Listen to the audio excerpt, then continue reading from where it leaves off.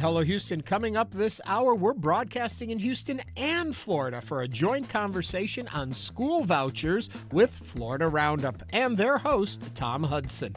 I'm Ernie Manous. And I'm Celestia Sherman. We'll also talk with Dr. Richard Stoll, who will help break down what we should be looking for ahead of the summit that will take place this afternoon between President Donald Trump and Russian President Vladimir Putin. Plus, we'll also learn about how polls and statistics actually work with the director of the Hobby School Center for Public Policy. And as Ernie and I discuss the top headlines of the day, we want your thoughts, questions, and concerns. Give us a call or send us a text at 713-440-8870 or email us at talk@hellohouston.org. Hello Houston is made possible in part by founding sponsors John Bradshaw and Kathy Sanders, and by gifts from listeners like you. Live from NPR News, I'm Lakshmi Singh. The U.S. will soon host a summit where President Trump says he hopes to pave a path to ceasefire talks between Russia and Ukraine. Trump, his closest advisors, and journalists are traveling on Air Force One to Anchorage for the president's first face-to-face with Russian President Vladimir Putin since 2019. Here's NPR's Tamara Keith. President Trump is positioning himself as the key to ending Russia's war in Ukraine because of his relationship with Putin. But Ukrainian President Volodymyr Zelensky wasn't invited to this summit, and Trump says his aim today is to feel out whether Putin is serious about peace. I think it's going to be a good meeting, but the more important meeting will be the second meeting that we're having. We're going to have a meeting with President Putin, President Zelensky, myself, and maybe we'll bring some of the European leaders along, maybe not. Whether that second meeting happens depends on how today's summit goes. The White House says Trump and Putin will hold a joint press conference after they meet. Tamara Keith, NPR News, Anchorage, Alaska. The District of Columbia is now suing to end the federal takeover of the Metropolitan D.C. Police Department. The local government of the nation's capital filed its lawsuit in court today, hours after the Trump administration widened its intervention in the city's law enforcement by naming a federal official as the emergency head of a department currently led by Police Chief Pamela Smith. D.C. Attorney General Brian Schwab says U.S. Attorney General Pam Bondi's actions are unlawful. Here he is on CNN. The chief of police, under the guidance of the mayor, has been working with federal law enforcement, which, by the way, we do all day, every day here in this city.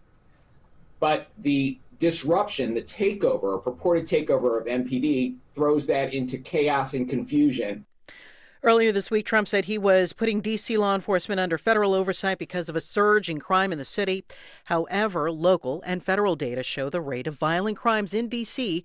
have been falling during the last 2 years. College students in computer science once expected an easy jump into six-figure coding jobs, but as AI tools handle more junior programming tasks, some companies are rethinking their hiring of entry-level software engineers.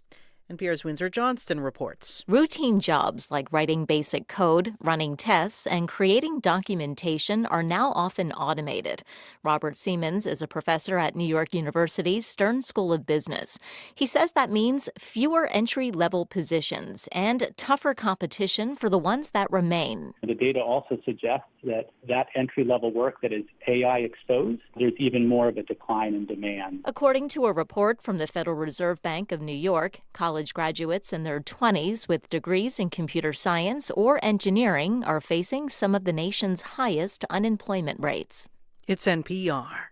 Live from News 88.7 in Houston, I'm Alexandra Hart. Governor Greg Abbott has just announced a second special session will begin today at noon. A proclamation from his office outlined 19 agenda items, largely similar to the agenda of the first special session, which adjourned this morning. Among those are flood relief measures and congressional redistricting. House Democrats broke quorum last session to protest the latter. It's still unclear when exactly they will return to the state. A tropical system that is currently in the southwestern Gulf now has a 50% chance of further developing into something more than a tropical low. Cameron Self is a meteorologist with the National Weather Service. He says while the center of the storm is expected to stay well south of the Houston metro area, some of us can expect heavy rain today.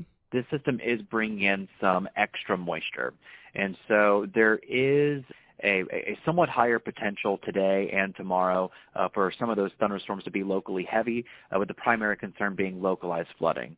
The Houston area overall is at marginal risk of flooding. Self says it's still tough to pinpoint exact locations for the most rain in the area, but there's a 50-50 shot that you'll see some of it. Houston ISD Superintendent Mike Miles touted big gains for the district at Thursday's school board meeting. For the first time ever, when we started school on Tuesday, not one HIC student attended a failing campus. In 2023, there were 121 D or F rated schools. Miles said that campuses rated A or B have more than doubled. We have 80,000 students more attending A and B schools this year than they were 2 years ago. The ratings are based largely on STAR test scores. An investigation is underway over who recently repainted the Be Someone sign over the North Freeway downtown. The iconic graffiti was originally painted over with a cryptocurrency advertisement. Back in June, though, someone painted Be Someone again over that advertisement. Multiple outlets report that a warrant is seeking to uncover the identity or identities of the people responsible. I'm Alexandra Hart, News 88.7. Support for NPR comes from NPR stations. Other contributors include Charles Schwab, offering investors choices like full-service wealth management, advice, investing, and trading on Thinkorswim. Learn more at schwab.com. And from the Doris Duke Foundation.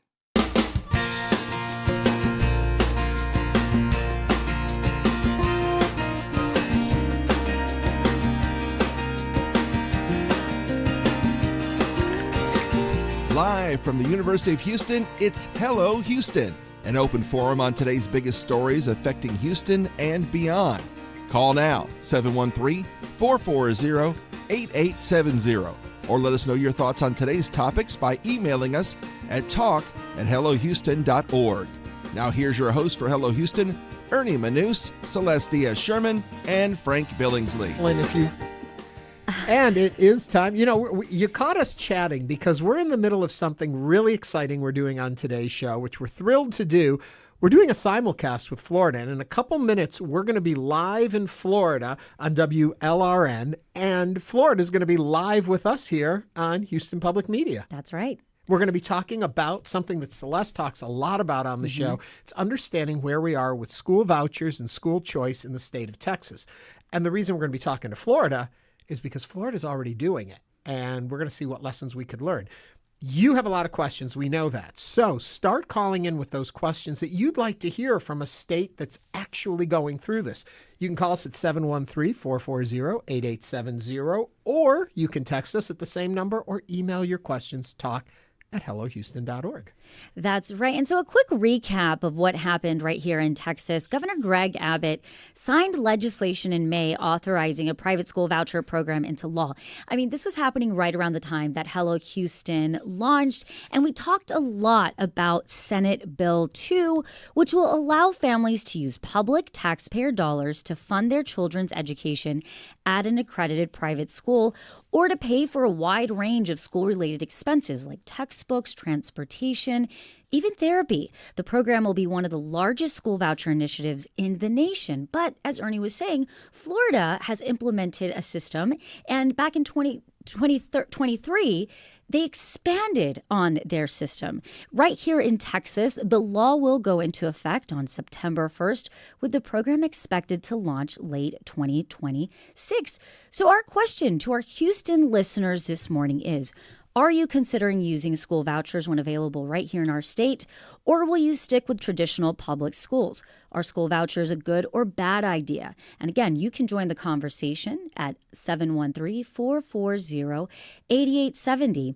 And these are questions we continue to ask, and now we understand this school vouchers has been an initiative from Governor Abbott since he was elected into office, since 2020, back then. So as we move forward, we are going to be looking to Florida to help us understand what they've already been going through. Yeah, it's wonderful. And also, if I understand how this all came to be, Florida reached out to us and said, listen, we're experiencing this. Do you want us to help you understand how it went down? So we're going to find out how it went down. And we want your questions, your thoughts on this topic. So start calling in. We've got a bunch of calls already coming in, 713-440-8870. And then we'll be able to explore what could be happening. Right That's now, right. though, we're Yes. excited. And we are very excited to welcome WLRN Senior Economics Editor and Special Correspondent Tom Hudson. Tom, welcome to Hello Houston. Great to be with you. Celeste Diaz-Sherman is there with us in Houston, and Ernie Manous with Hello Houston here on the Florida Roundup. Welcome to the Sunshine State, Ernie and Celeste. Great to have you as well. You know, we got a bit of sunshine here, too. Don't just hoard all the sunshine. You can keep all the humidity you can handle, Houston, all right? Yes. The interesting thing, as we've been talking about already, is that you folks are already in the midst of what we are about to embark on. And That's right. You were kind enough to say, let's share our experience with Houston and see what you can learn from us, too, along the way. But I think we can learn more from you in this particular situation. Perhaps because we're further along the line experimenting with school vouchers in a big way in Florida compared to just starting in Texas, but also to hear about the Texas experience, about what has led Texans in the Texas Legislature to approve school vouchers with a very kind of Florida flavor to it. So for our Florida audience, the phone number is the same, 305-995-1800, 305-995-1800. And you can also email the Florida program here. Our email address is radio@thefloridaroundup.org. And here in Houston, for our listeners, our phone number is 713-440-8870. Again, 713-440-8870. You can call or text that number, as well as send us an email at talk@hellohouston.org. You know, I would say that a place to begin with this is how we both got to this place. And when it comes to Texas, we got here in an interesting way. It's kind of part of that conservative momentum that's sweeping the country. And it was also an election strategy very much pushed by our Republican governor, Governor Abbott.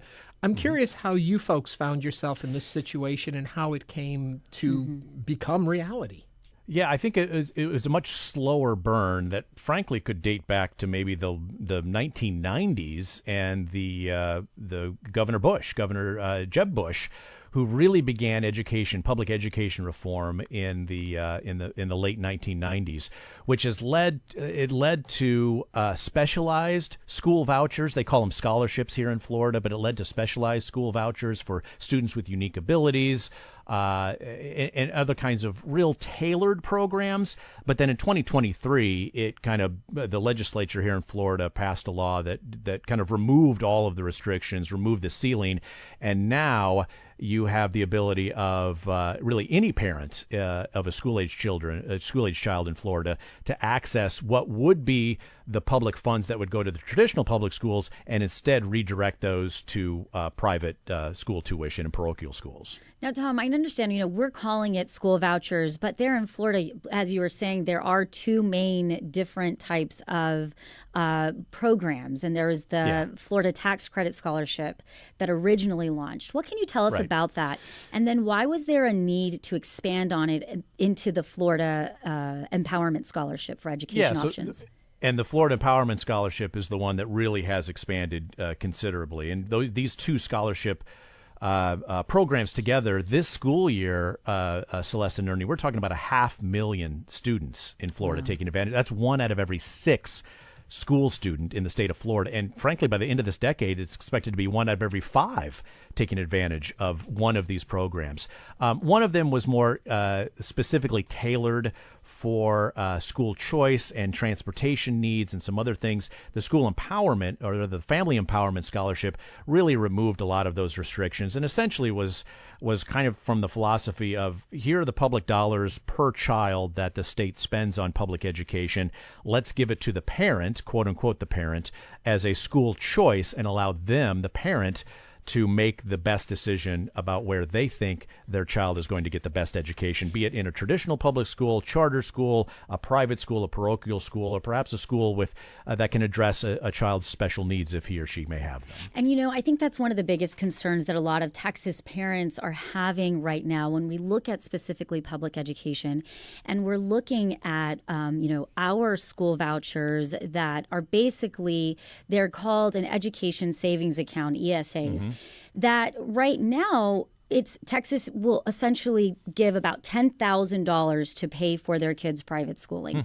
And that's more than the average in Florida, by the way, by about $2,000. Well, everything is bigger in Texas, Tom. And our governor has touted that our school voucher program will be the biggest in the nation. And I think that when we look to Florida as Texans, and we see that already there was, a scholarship and then it was expanded on in 2023, I think that's the concern a lot of parents have going into this. Well, I think Texas my understanding is you kind of skipped a lot of the buildup that Florida has done with more narrowly defined scholarships through the years to this kind of essentially unrestricted dollars funneled through the parents to the education system. Well, you've given us this wonderful opportunity to be able to hear from you and from your listeners about the experiences you've had. And we've opened up our phone lines also to have questions come in from our audience. It's 713-440-8870. So let's get our first call on the line. Jacob from Spring is calling. And Jacob, what's on your mind? Good morning. I had a question just in general, if Florida could quantify how much money has left the public school system as a result of this policy. And I guess a follow-up on that is if I understood what was said earlier, y'all have looked at kind of a workaround for what I understand is the Robin Hood. Could parents then just elect for their funds to go to their designated public school? Is that an option? Jacob, thank you for your question. I guess it does open a big question here is about what this does financially to public schools, and does the money get drained from there? Who is it actually helping? Jacob is going right to the heart of the matter and the heart of the debate, right? I mean, it's all about the dollars and how is it affecting the traditional public school system. Well, in Florida, Jacob, it is moving hundreds of millions of dollars out of traditional public schools into other types of schools, public, rather private and parochial schools. Sarasota County on the Gulf Coast of Florida, the school district there says it's costing $45 million. It's in the hundreds of millions of dollars in Miami-Dade County and Broward County, Hillsborough County. We're talking about Miami, Fort Lauderdale, and the Tampa areas. So these are public dollars that normally would go to a traditional public school with the children that are going there. But as the children or their parents are moving to other educational opportunities, those dollars are following the children now. But just a quick follow-up on this. I'm curious, some evidence is showing that there's a higher rate of college enrollment and bachelor degrees attainment for students in Florida with this program in place. Do we find that that is actually true? Well, it's still early days. The full expansion of this program wasn't until 2023, so it's early data, and it says what it says, right, Ernie? But I think that both the proponents as well as the opponents are going to be looking very clearly at results ultimately. What does this mean for the students that are moving out of traditional public schools into these other private schools? What kind of performance are we talking about? And what kind of college admissions, and then ultimately following them through into early careerhood? Let's hear from Sam, has been listening to this conversation in Tampa, Florida. Sam, welcome to the program. Thanks for waiting. You're on the radio. Hi, thank you. I just called in to kind of share my own experience, and I've been a public school advocate for several years, and I really just think we need more oversight of this program. I have 3 children. One is now in college.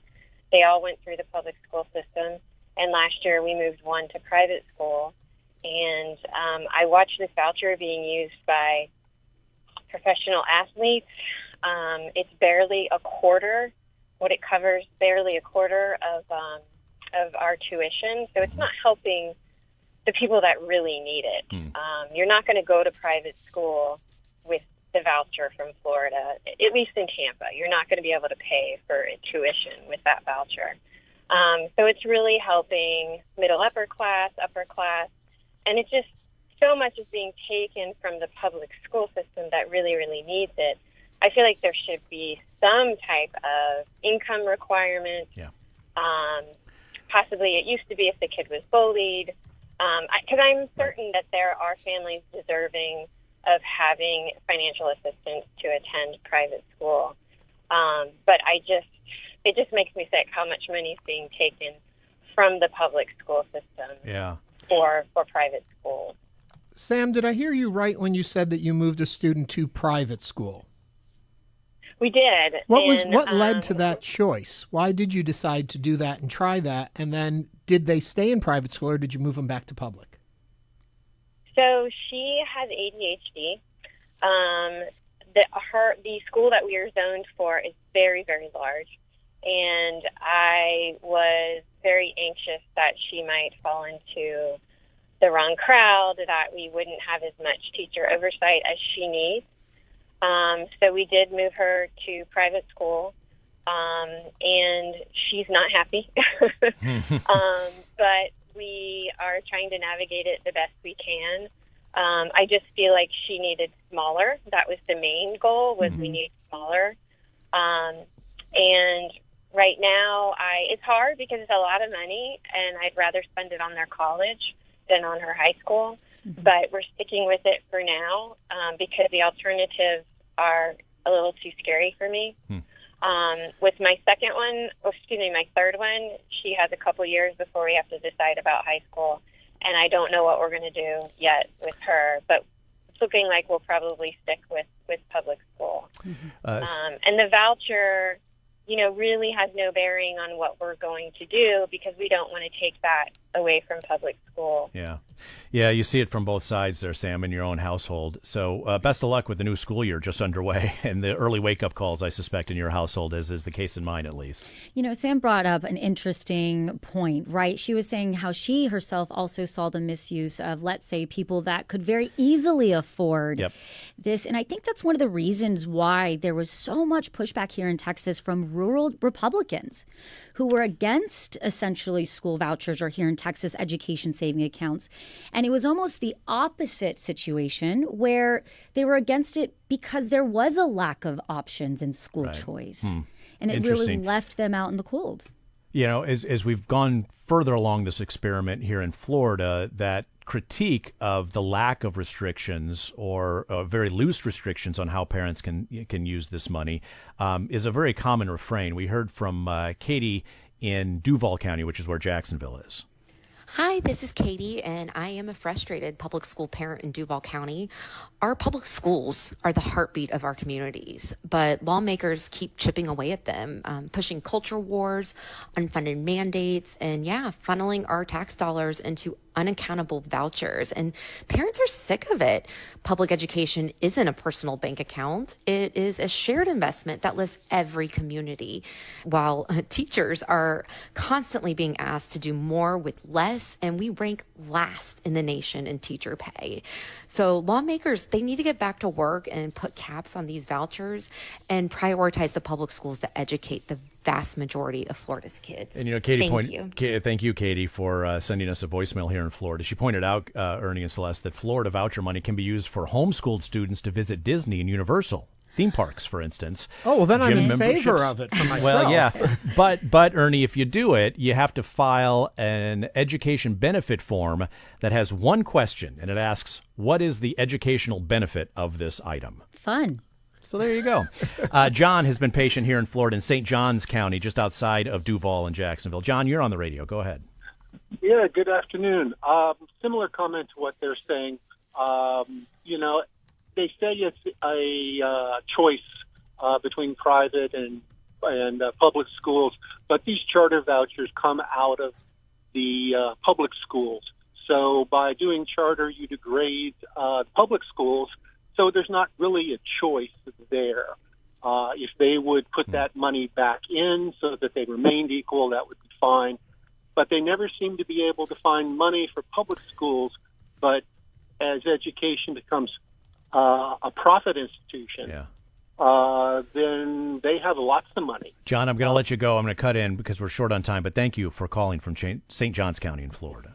Tom, a quick question here before we have to go. All the talk was that this would lead to improvement of public schools because there would be competition. Have we seen that starting to develop? Well, we're seeing, certainly big concerns around the finance of public schools, as you heard from our listeners here in Florida. Houston, great to be with you. Thanks for your time. Thank you very much. What a joy. What a joy.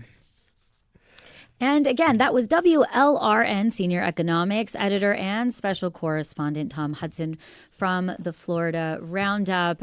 This was a multicast. The state of Florida has been moving forward with school vouchers, expanding their school voucher program in 2023. And so we decided that we were going to join them out in Florida to discuss what's going to be happening now here in September in Texas.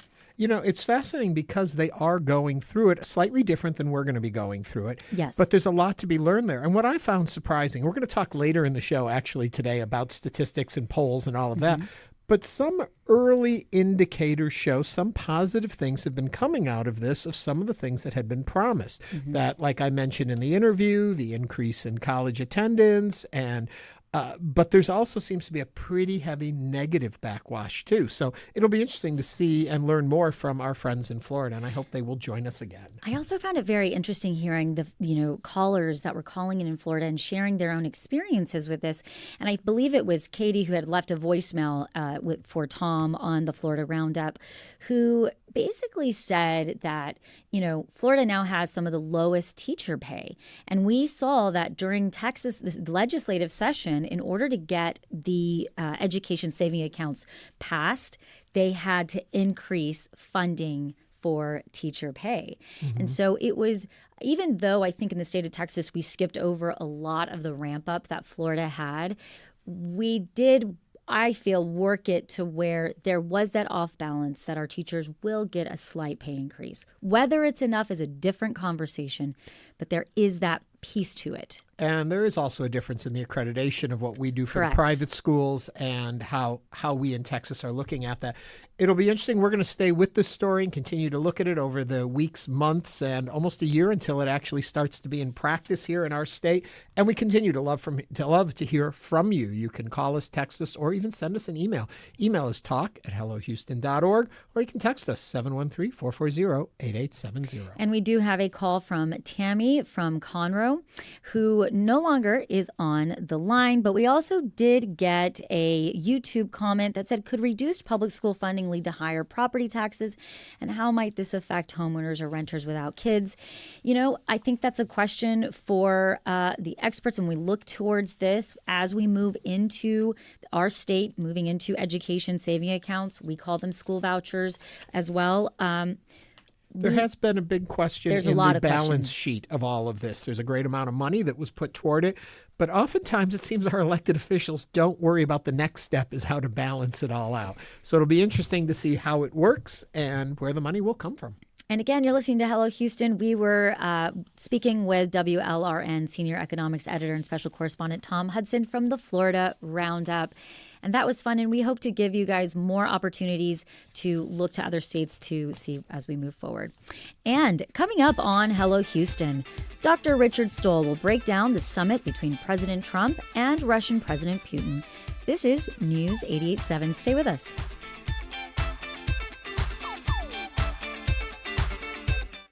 Hello, I'm Josh Adams, General Manager of Houston Public Media. This station just lost $2.2 million in federal support annually. To keep our station strong, we've launched the Resiliency Fund, powered by community members just like you. Your support will help bridge the funding gap and ensure these programs remain free and accessible to everyone. If public media and this station matter to you, now is the time to act. Support the Resiliency Fund today at houstonpublicmedia.org/donate.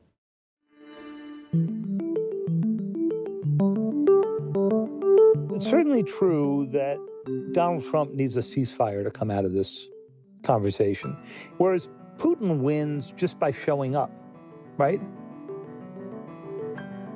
I'm Rachel Abrams. That's Today on the Daily from the New York Times. You can hear The Daily coming up tonight at 7 o'clock. We've only just sat down, and you've already told me that we are doppelgangered up the gazoo. On the next Radio Lab, we seem to have no real identity. Free will is an open question, and we're probably a fake. The existential crisis of space. I don't know how you live with this stuff.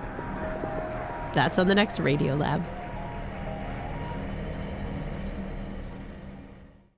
You can hear Radiolab tomorrow at 9 p.m.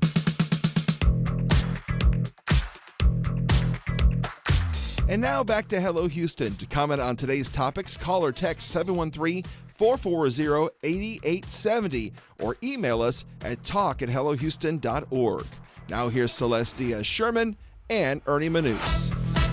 In just a few hours, President Donald Trump is set to sit down face-to-face with Russian President Vladimir Putin in a much-talked-about summit. The initial stated goal is to discuss the Russian-Ukraine war. I'm intentionally being vague about that point because we have heard from the White House differing goals and outcomes to anticipate, and it continues to shift. To help us get a better understanding of what we should expect, what it could mean, what would come next, and how this meeting is being perceived across the globe is a good friend of ours, Dr. Richard Stoll. Dr. Stoll is the Albert Thomas Professor of Political Science at Rice University and also serves as a Rice faculty scholar at the Baker Institute for Public Policy. Dr. Stoll, welcome back to the program. Thank you very much. If you'd like to join in the conversation, give us a call at 713-440-8870. You know, Dr. Stoll, Ernie said it in his intro. There has been a lot of questioning about what is the primary goal for this meeting. Yeah, I think that's a very good question. I think from President Trump's point of view, in part, this is designed to show everybody that he is an important figure and can make a difference in the world. I think President Trump, is going to try to convince Putin that there needs to be a reasonable settlement to this war, and so he shouldn't keep fighting. But there is some concern, as there should be, that at least at this meeting, Zelensky is not going to be there. So what if these two guys, agree on something that goes against what Zelensky and Ukraine wants to do? How do we back away from that, et cetera, et cetera? Take me a bit back, though, that I've heard stories of this and help clarify it for me, that all of this came about possibly by a misunderstanding of an interpretation of what was said by Putin in an earlier meeting, that then the U.S. moved quickly forward understanding one thing, but it wasn't exactly what Russia was implying. I think that may very well be the case. I mean, one of the things that professional diplomats of any country worry about is when their political leaders sit down and talk to one another. They may say things they don't fully understand, or they don't fully understand the implications. So generally speaking, the professionals would prefer that the political leaders stay on the sidelines, or if they are going to meet, to have the professionals in the room. So I think there's some concern in the United States about what might come out of this. I suspect there's also some concern in Russia as well, that maybe these two guys will agree to something that's not in their country's best interest. So, sorry, let me just finish this point up with you here. So what we then heard after theoretically we understood that Russia was willing to sit down and make a deal about this, then it started changing. We started hearing, yes, we're going to have this summit. Then it was going to be, well, it's just a talking to. Then it was kind of, we're going to try and understand them.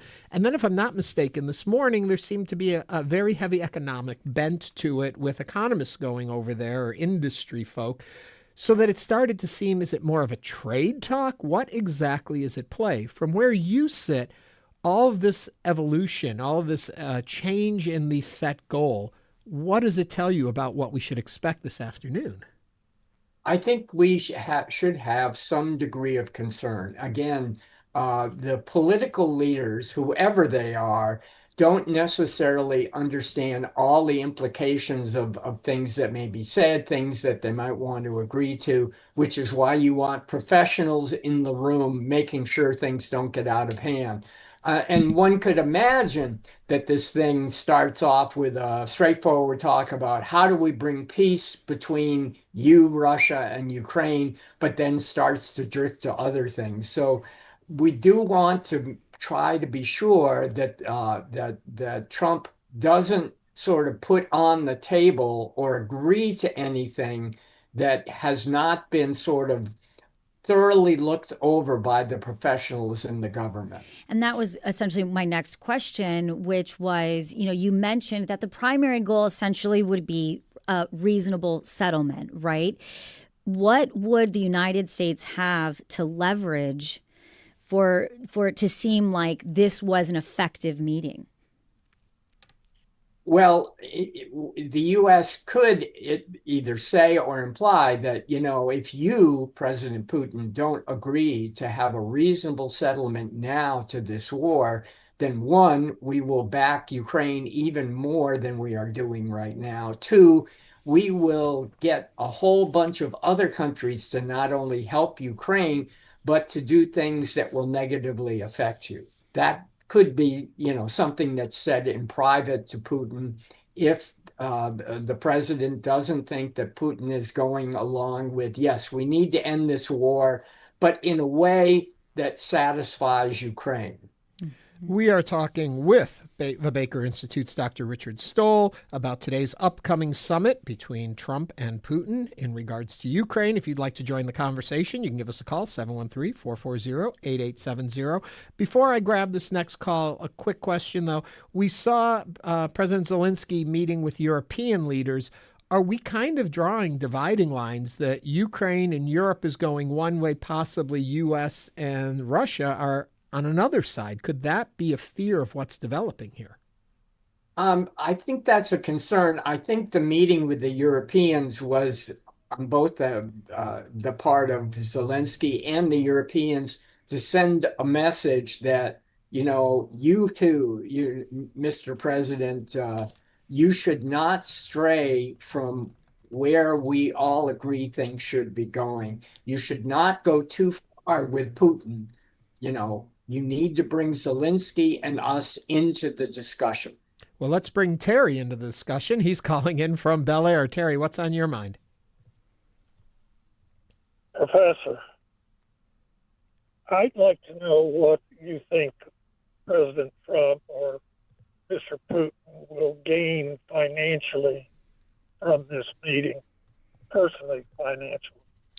Terry, thank you for that. I don't know, Dr. Stoll, if you have an opinion on this, but what potentially, but I'm going to broaden it out a little bit.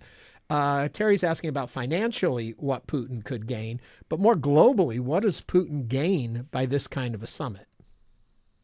I don't know whether there's any possible gain to financial gain to Putin personally. I think that by having this meeting with Trump, he's trying to send a message that, I'm a wonderful leader. We're fighting this war, but we're willing to talk about how to end it. And also, at the same time, I'm a very important person. And, the president of the United States wants to talk to me. So you, the rest of the world, and particularly you Ukrainians, better pay close attention to what I am telling you because I am a big, important person. So raises his profile also on the international stage to say Russia may have been financially hurting, but we are an important player. Look at who talks to me. Absolutely. Do you think, Dr. Stoll, there's any significance with the fact that they're meeting in Alaska? I go back to 2018 during Trump's first term, and he met with North Korean leader Kim Jong-un. I remember headlines were that he would meet in Sentosa, an island right off of Singapore, and now they're meeting in Alaska. Is there any significance there? Well, I think, there's two parts to this. Number one, for whatever reason, I think President Trump thought this is a great way to do it. Okay. I'm not sure what was going on in his mind. But, the fact that we're even discussing, about the location of the meeting, it's kind of like, that's really not the important issue here. We're trying to stop a war that is very costly, but in a way that benefits Ukraine. And so whether we're meeting in Alaska or Hawaii or Singapore or wherever, that's not the big deal. But, it has raised questions because it seems like such a unique thing. It is a unique place. And just this week, Putin reaffirmed his friendship with North Korea. And does that have any significance for the United States, given the timing that North Korea and Russia's debrief right before Trump is about to speak with, President Putin? I don't think it necessarily has a direct effect on that. I think that's Putin just sort of sending good thoughts to that leader, but also reminding the world that I am a very important person of a very important country, and with a whole bunch of issues that go far beyond this thing with Ukraine. Another concern that's out there is usually these kind of summits take many months of planning, a lot of preparation, a lot of knowledge being shared with the players. This came up very quickly, and there's a lot of concern that maybe either president may not be prepared to the level they need to be. Your thoughts on that? I think that's a legitimate concern. I think that, political leaders, whoever they are, don't necessarily have a significant background and understand all the implications of the issues that are being raised and discussed. And so you always have, whatever country we're talking about, the professionals, in our case, the State Department, Defense Department, whatever, who are very concerned that maybe the president will say something or agree to something and not fully understand the consequences to it. But again, it's beyond Trump. It's any political leader where these concerns arise. On the flip side of this, though, could we see it as refreshing that it's happening so quickly? That instead of being bogged down in bureaucracy, here are the two leaders of countries that pretty much should know what's going on in their own countries and what their own goals and hopes and aspirations are. As soon as it's something that needs to be handled, it's being talked about right away. Is that? Yeah, there is. I'm sorry. No, please continue. There is that line of thought, although it's but we're talking about a war and you're only, Mr. President, talking to one side, right? Mm-hmm. If you're really thinking, because of who I am as a person, as a great negotiator, as the leader of the United States, I can make this happen. It's but why isn't Zelensky there? Now, we've heard that Trump says, well, that will be the next step. But it's why are you meeting with just one side right now? Shouldn't this be both sides if you really want to make progress? There are, of course, conspiracy theorists out there who would say the reason he's meeting with Putin alone is he's got other issues he wants to deal with Putin directly about other matters. And this was a great way to be able to have a meeting without it being obvious he's meeting with Putin about other matters. Could there be validity in that, or by the number of people? Because we've seen other meetings where notes have not been produced of what was talked about, but in such a high-profile meeting as this, interpreters and note takers and all that, will what's discussed be public knowledge? I think a lot of what's discussed will ultimately come out, not because the leaders, have arranged for that to happen. That is, let's have interpreters, let's have note takers in the room with us, et cetera, But I think it's pretty much inevitable that there will be some leakage, particularly from the U.S. government people, about what transpired. And things like, did Putin sound like he really wanted peace? Never mind the words he used. Does he really sound like he wants a reasonable peace now? That will sort of come out of this. But again, typically, we want the pros in the room as well. Ukrainians have made it clear they do not want any of their territory that has been taken during this conflict to remain in Russian hands. The little bits we're getting beforehand, even the offhanded comments that our president has made, has been, there'll be some swap of land and such. Is there any path forward that you see where Ukraine says, all right, take that region? I think they would be very much disinclined. I think the only way I can see to get them to be reasonably acceptant is to say, okay, here's the deal. You give up Crimea permanently, but next week we will introduce to NATO having you be a member. for example. Something like that might convince Ukraine that they can live with not getting all of their territory back. But that would be a very, very big step. And to be clear, Crimea was taken in an earlier conflict, and so, but the newer regions that they've gone after. But I do believe Russia said that one thing they are not movable on, they are not flexible on, is Ukraine becoming part of NATO.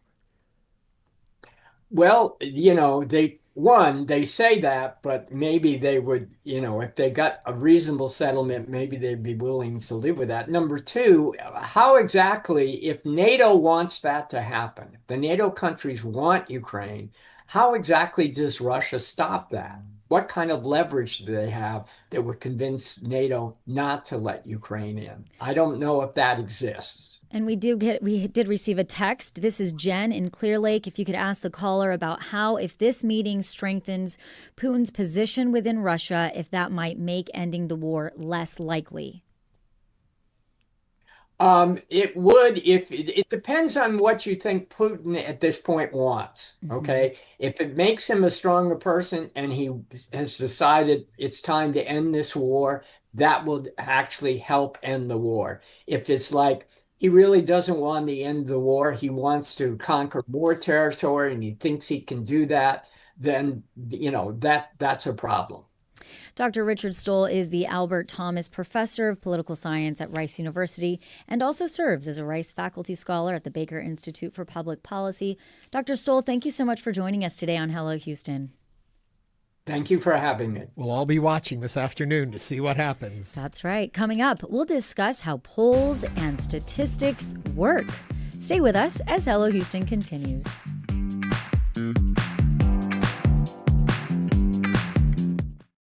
With federal support gone, Houston Public Media needs a stronger foundation for the future. The Houston Public Media Resiliency Fund is our response to ensure this service remains strong, stable, and community-powered. Your gift today helps us stay on the air tomorrow and the day after that. Give now to the Resiliency Fund at houstonpublicmedia.org/donate or call 800-364-8300. You can hear that tomorrow morning at 6 a.m. Houston Matters is your essential daily guide to the people, places, issues, and ideas that define Greater Houston. These counties have been growing a lot. I think what has been holding us back is the fact that for 2 legislative sessions, schools didn't really get an increase in funding. If the storm surge comes up the ship channel, that's a nightmare. There's an acceptance at cons that you don't get elsewhere. No judgment, and it's beautiful. I'm Craig Cohen. Join us for the next Houston Matters, weekday mornings at 9 here on News 88.7.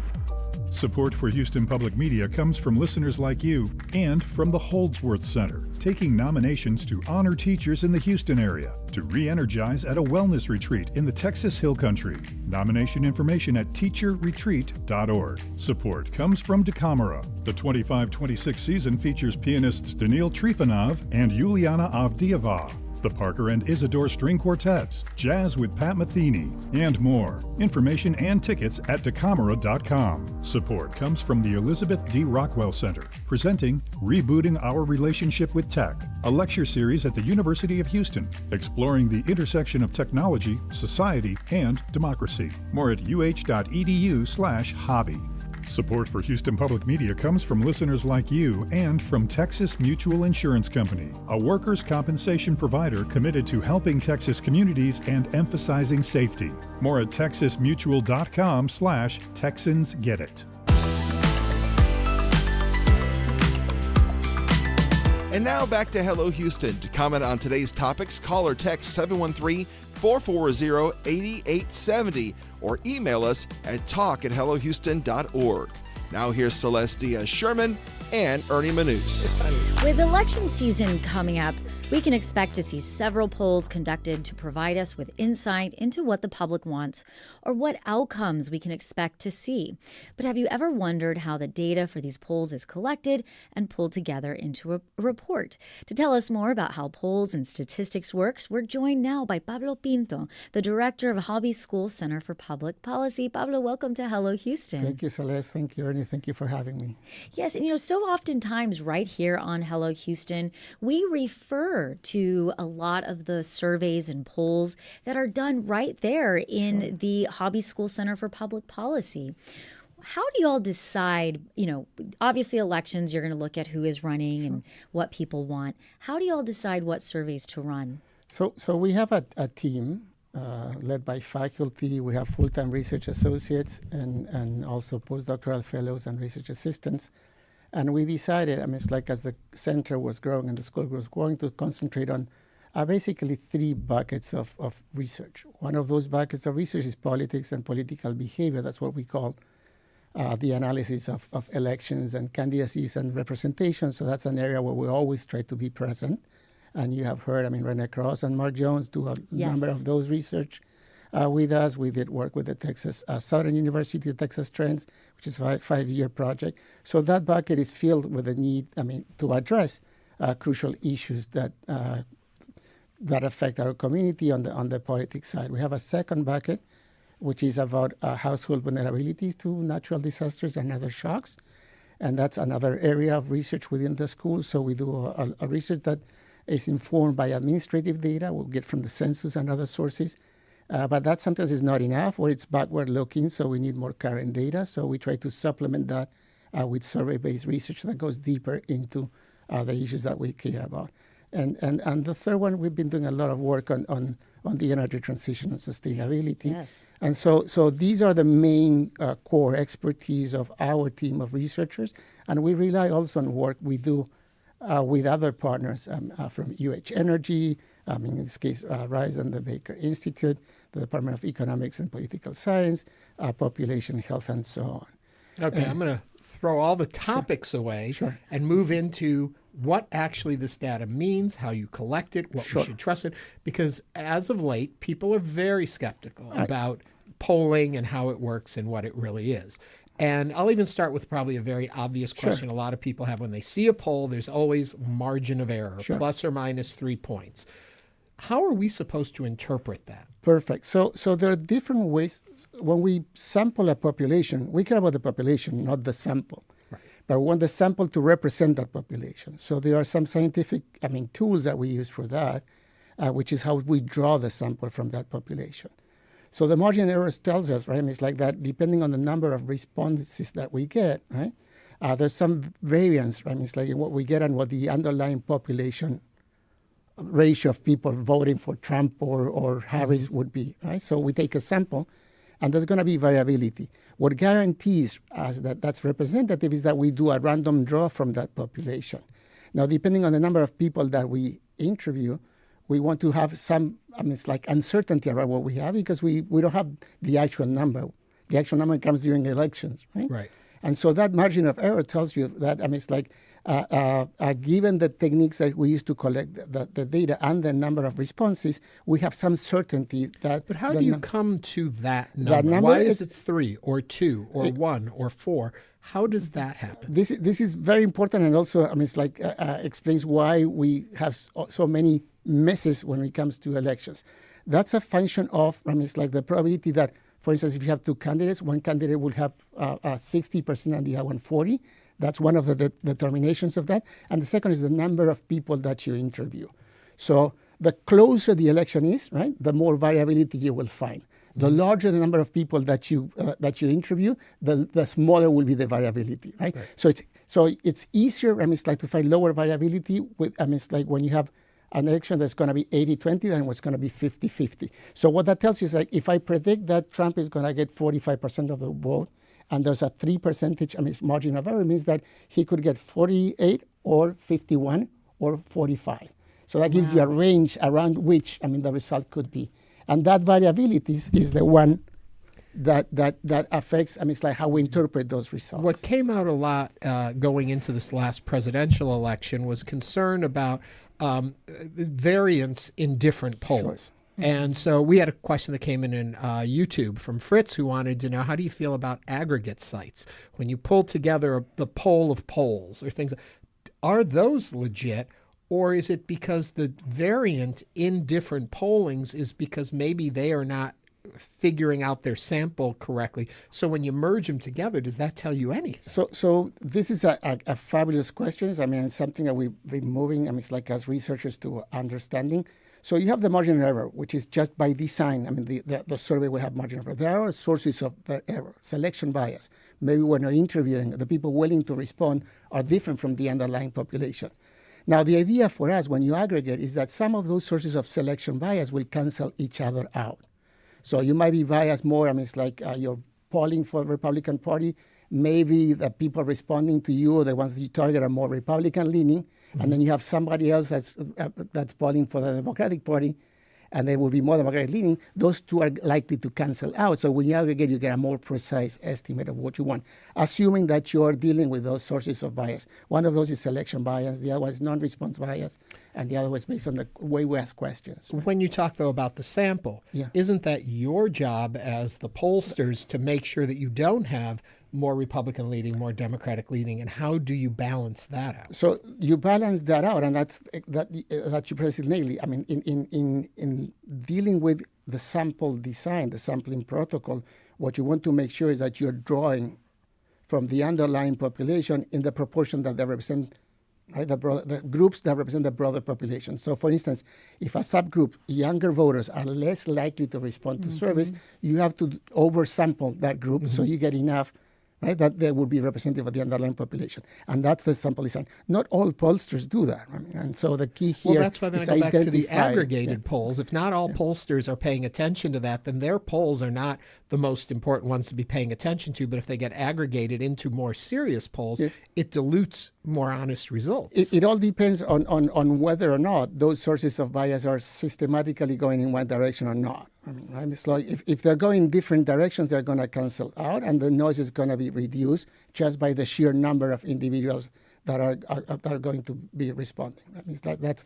That's the idea. But in all of these, right? It's like what you get out of from the system is right, a function of the quality of what you do bring in, and that's key.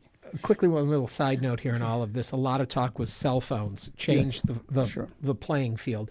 Have pollsters adjusted to that now? Pollsters have adjusted, and there was also an issue whether or not going online is the case. But we have in the past, it's like the very famous, it's like Reader's Digest poll, from 70 years ago, which was precisely that the way that we're addressing is that they were not reaching out to the population that would be representative at the time of the vote. That's something critical that we as people working with polls have to pay attention to. You're listening to Hello Houston, and we are speaking with Pablo Pinto, who is the director of the Hobby School Center for Public Policy, about how polls and statistics works. Pablo, you've been in this, you're in it every single day, you're collecting the data, you're looking at it. What do you think when people are looking or taking a poll, they need to know, they need to remember, top of mind? Respondents, you mean? Respondents. So the key for them, this is the tricky part, and this is a colleague used to say, we're trying to produce information that's valuable. It's like from responses from people who we don't pay, right? So the key here is that you're more likely to feel that your responses are going to be more truthful if you believe in the value of what's coming out from the survey. So for us, coming from a university, people tend to think that we are more neutral, right, and not biased, and so they're more likely to respond. We had that when we were working during the Harvey period. We had many people willing to respond to our Harvey survey because they felt that was producing information that policymakers would be using for their benefit. So that's key. When you have a connection, right? Yes. It's just when you donate to organizations, you're more likely to donate to places where you see value, right? And that's the idea, is creating that value for our communities. Well, we appreciate the Hobby Center for creating value of information for us. Pablo Pinto is the director of the Hobby School Center for Public Policy. Pablo, thank you for joining us today on Hello Houston. Thank you for having me. It's a pleasure being here. Come back again. I will, anytime. Let me know. Thank you.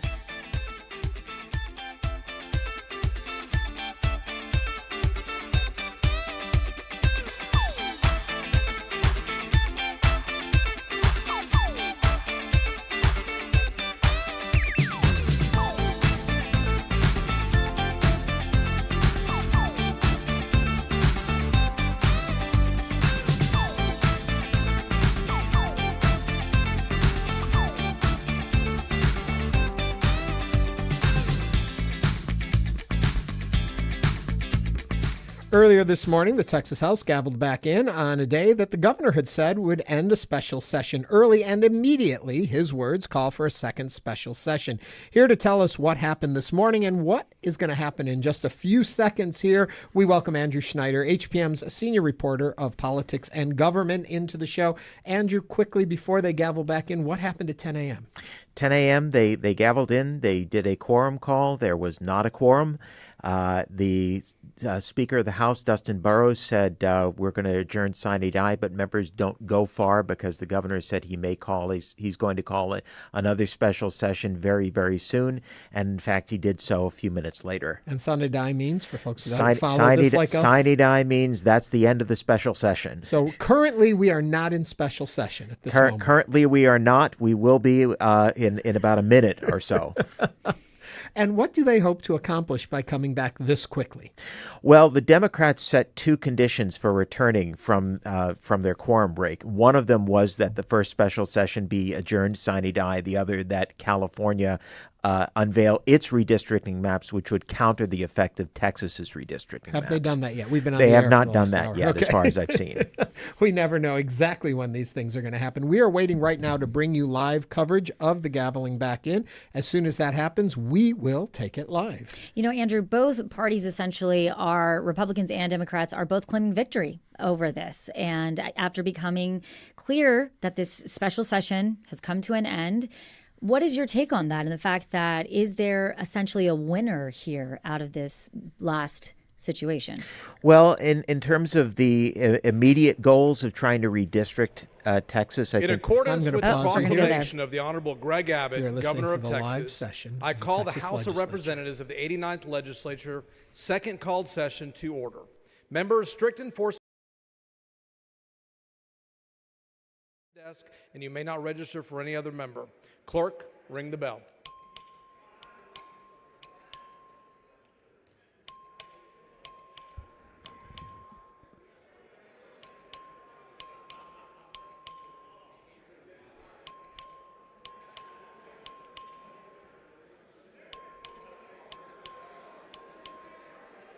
Members, have all members registered?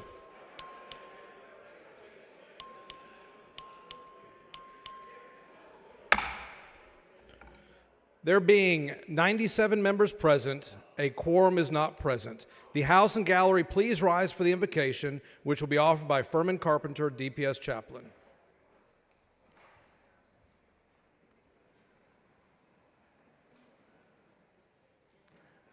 Let us pray.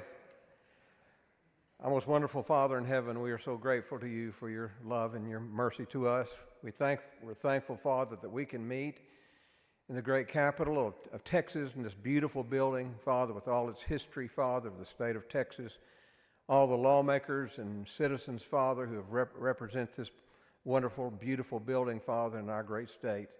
Father, we thank you for each of our lawmakers. We thank you for their families. We thank you for them, Father. We ask you to bless them, Father, with wisdom, with conviction, and with respect as they face the issues that we're dealing with in this special session. Father, we pray we have a quorum soon. Please be with those who are traveling back.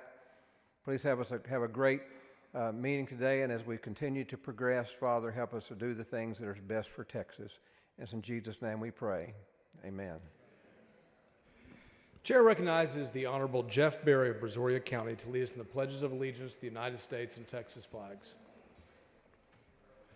Members and guests in the gallery, please join me in our pledges to the United States and Texas flags.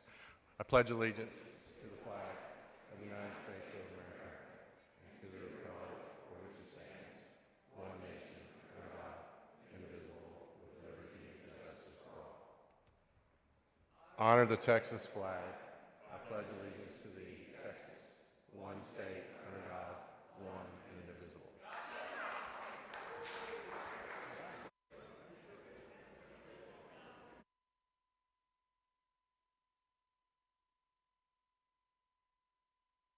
Okay.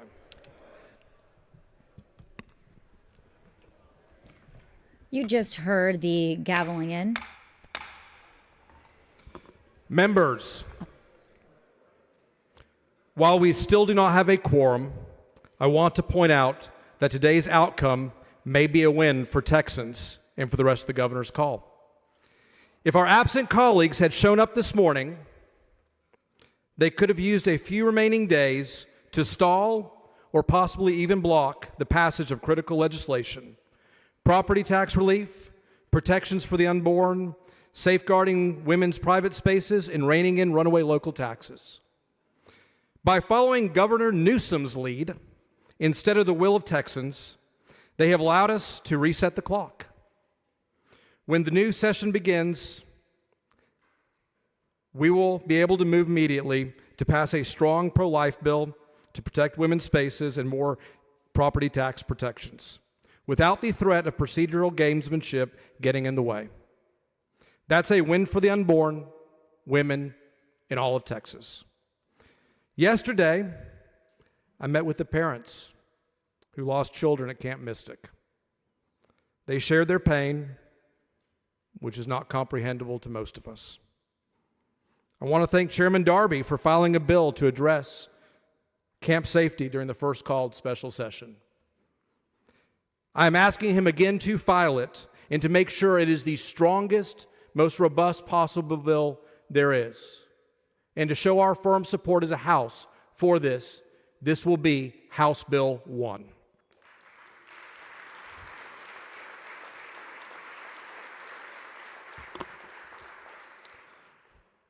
For the second called special session, I have reserved 35 bill numbers for priority legislation. While many of those are taken by the governor's call, some remain open. I want to thank the members who've been here for the entire first called special session working on their legislation. And I want to recognize one in particular, Representative Joanne Schaffner, who I know worked very hard to bring us a bill that would provide for the sale of over-the-counter ivermectin.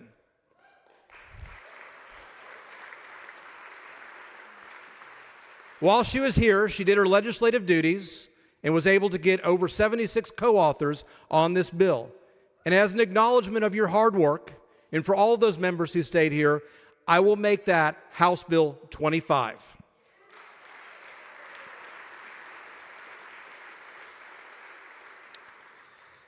I have been told, and I expect, that we will reestablish quorum on Monday.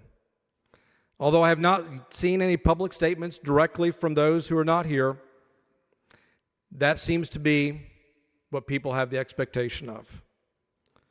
When we do establish quorum, these bills will be immediately referred. The committees will expected to have immediate hearings all of next week, and we will work to accomplish every item on the call and even some more. My goal will be to have this body accomplish this and be able to adjourn sine die before the Labor Day weekend. Those who are here today, you have earned the weekend at home with your families. But those who have refused to make quorum, I'm sure you're missing home.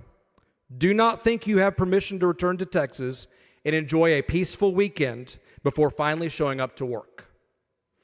DPS will remain active and civil arrest warrants will be reissued. If you are located, you will be compelled to this chamber. If that happens, I will ask those members who've gone home for the weekend to return immediately. You will be given a 6-hour notice window to return, so do not travel beyond that. I've also asked Chairman Guerin and the House Administration Committee to begin calculating every fine of every dollar of expense the state has incurred as a direct result of this quorum break. Those costs will not be borne by the Texas taxpayers.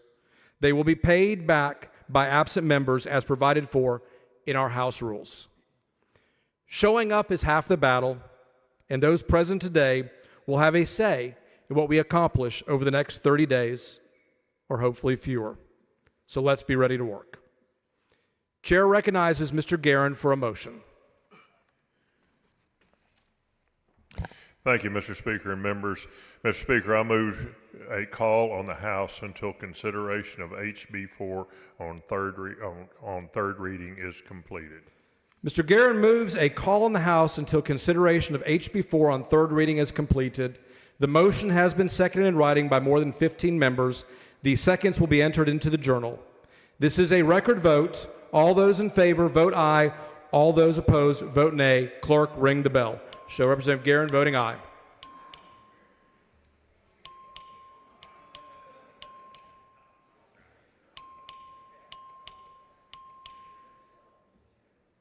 Have all members voted? Have all members voted? There being 87 ayes and 6 nays, the motion prevails. The doorkeeper will lock the doors.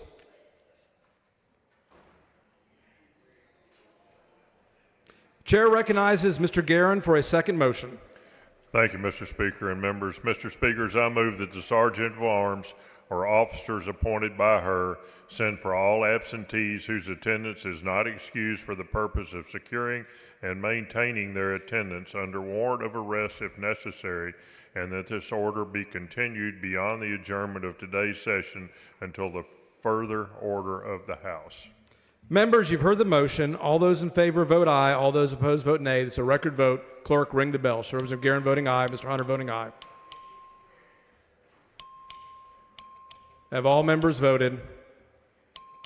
Have all members voted? 88 ayes and 7 nays. The motion prevails. The Sergeant at Arms and any officers appointed by her are directed to send for all absentees whose attendance is not excused for the purpose of securing and maintaining their attendance under warrant of arrest if necessary until further order of the House. Members, under the rules, while the House is under a call, any member who wishes to leave the hall must have written permission of the Speaker. The Chair is providing written permission to be entered into the journal for each member registered as present on today's roll call to leave the chamber and return noon Monday, August 18th, with the understanding that if enough absent members are located and returned, you must be prepared to return to the chamber within 6 hours of receiving notice. Mr. Guerin moves the House stand adjourned until 10 a.m. Saturday. Is there objection? Chair hears none. House stands adjourned.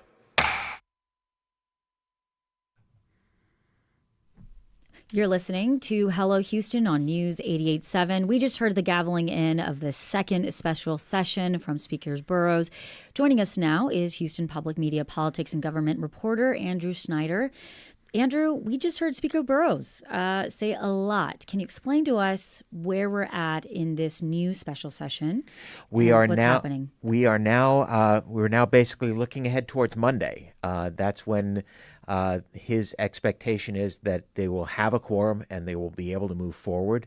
The indications are that the Democrats likely feel enough of them that they have accomplished their aims in the quorum break. And so we're starting to see some of them drift back. You heard earlier that we had 97. That was up from 95 this morning. They only need 3 more in order to make the 2/3 quorum of the House necessary in order to accomplish any business. To clarify a couple points, he did say when the new session begins, but we saw the gaveling in. So if I am understanding correctly, the clock has begun, but theoretically the work cannot begin until there's quorum. That's it exactly. But then we saw 2 votes taken. So how are the votes taken without a quorum? I think the only votes that they're allowed to take are votes to try and establish a quorum. That's my understanding of the rules. HB4, do we know what that is? HB4 was the number of the congressional redistricting bill that led to the quorum break in the first place, but that was its number under the previous special session. Oh, so we're renumbering. It's not clear to me how they had a vote on a bill from this morning's special session in this afternoon's special session. You know, Andrew, something that stood out for me when we were listening was when Speaker Burrows said locking of the doors and warrant of arrest. Can you explain to us now, what does this mean for Democrats, the Democratic Party legislators here in Texas? In theory, it could mean that Democrats returning from the break, from their quorum break, could find themselves greeted at the airport by representatives of the Sergeant at Arms, basically escorting them back to the chamber. Well, to go on with what Celeste just asked, the statement of lock the doors, and then if you have a written excuse, you can leave. Right. What does lock the doors mean politically or legally? Politically and legally, it means that if you are there, you are not allowed to depart the building. You are not allowed to depart the chamber unless you get the written permission of the head of the chamber, in this case, the speaker, to do so. That effectively is not in play over the weekend when they come back on Saturday, but it will be in play on Monday.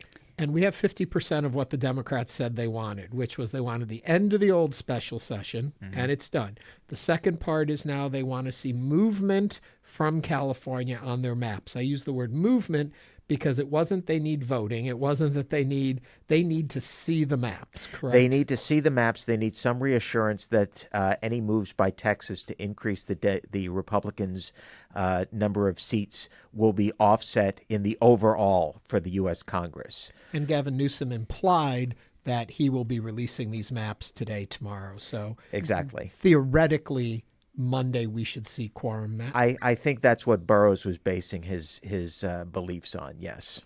And I want to go back really quickly before we chimed in to the gaveling in Austin.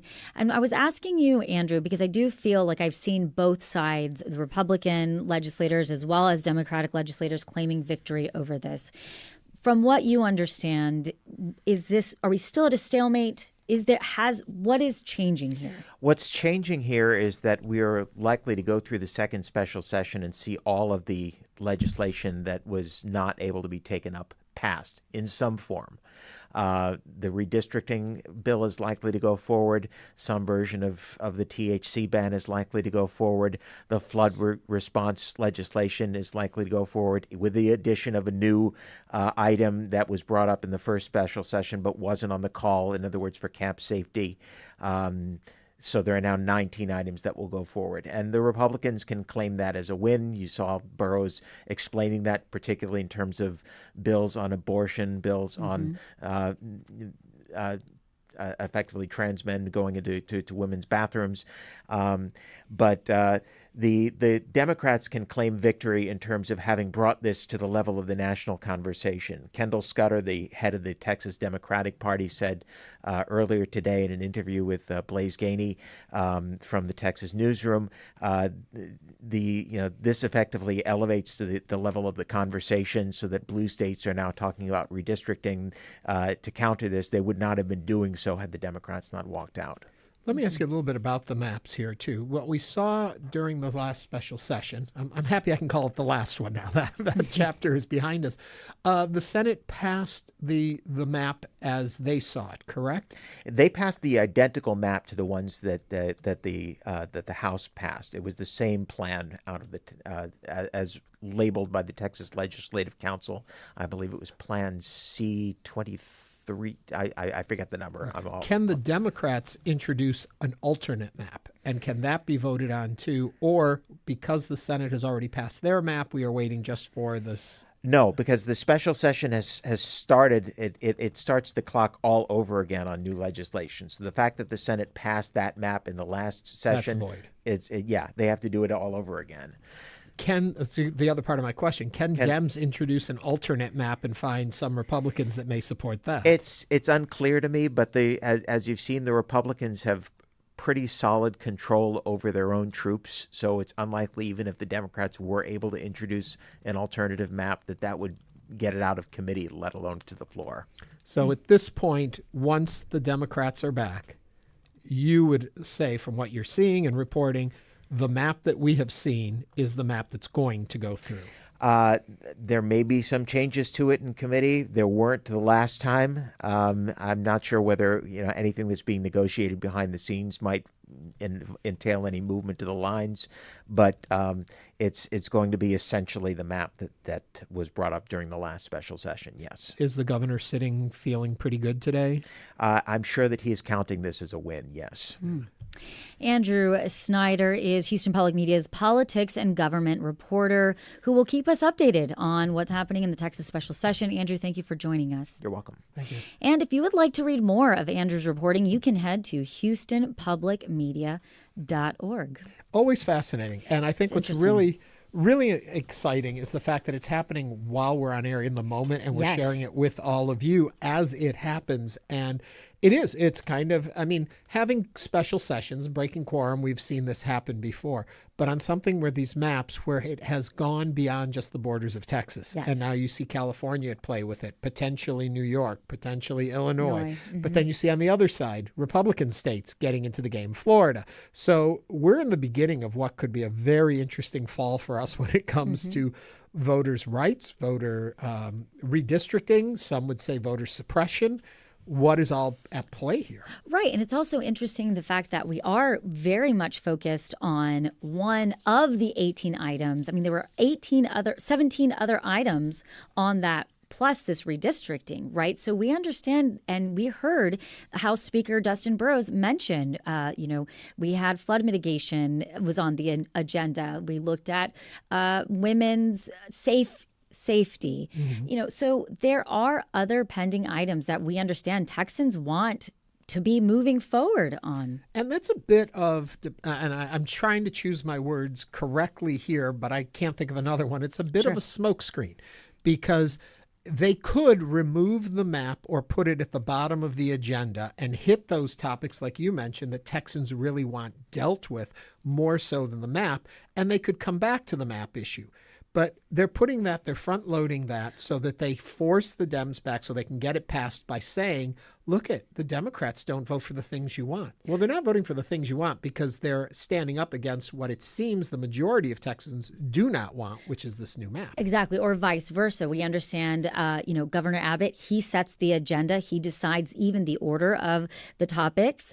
And it's one of those things where he could have simply said, we are going to hit flood mitigation relief efforts as well. Yeah, it's fascinating to watch, and we get to watch it live as it's happening in real time. So remember what I always say when all of this goes on, make sure you are registered to vote. Go to, I think it's Vote Texas or texasvotes.org, and look there and make sure you are registered, no matter what side of the aisle you are. Make sure you're registered to vote.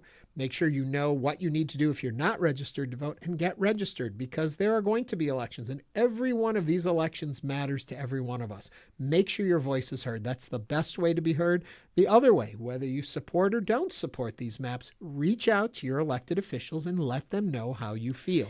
That is a right we all have, and we all need to do it. So, Ernie, something that you kind of brought up and you were asking about was you were questioning when Governor Abbott was saying he was ready to end this special session early and have an immediately following a session. So from what we just saw, he did pick immediately, and we were questioning that, and it was right then. Right. There was talk that at 10 a.m. this morning they would have ended and started the next one. There was also talk that at 10 a.m. they would end it, and then on Monday they would start the new session.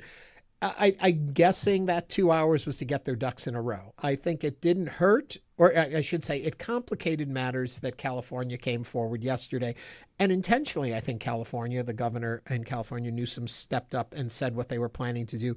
As a sign to our Democrats, he is moving forward with it, and he is going to go ahead with it. The one thing the caveat he still had, which I'm interested in, is the fact that if Texas proceeds, then we will do this, even though he's putting everything in place for it and expecting that Texas is. My thought is, once the genie's out of the bottle, you have said this is a tool you have in your toolbox, why California just doesn't say, we're doing this either way, and if they don't do it, then we're going to have 5 extra seats ourselves. Yeah, it's definitely. How far in the weeds do we get? And again, we will continue this coverage, and you can head to HoustonPublicMedia.org and follow along as well. Head to our YouTube. We have had multiple interviews regarding this coverage, the Texas Legislation special sessions in Austin. You can go to YouTube /Hello Houston. And if you have questions, send us your questions at talk@hellohouston.org. But coming up on Hello Houston, we'll talk about the farm labor shortage with Texas Farmer Bureau Jay Bragg. This is News 88.7.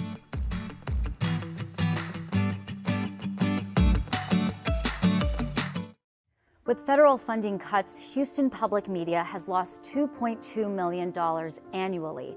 In response, we have launched the Resiliency Fund, an urgent initiative to protect the programs and services you rely on. That includes PBS Kids, that provides free educational programming to children and families across Greater Houston. Your support of the Resiliency Fund helps keep this vital service accessible to our community. Give now at houstonpublicmedia.org/donate. Now to the Resiliency Fund at houstonpublicmedia.org/donate. Next time on Climate One, fossil fuel pollutants from smokestacks, tailpipes, and gas flares and more are warming our world and poisoning our air. 99% of the world's population live in places where the WHO air quality guidelines are not being met. The link between air pollution and climate disruption on the next Climate One.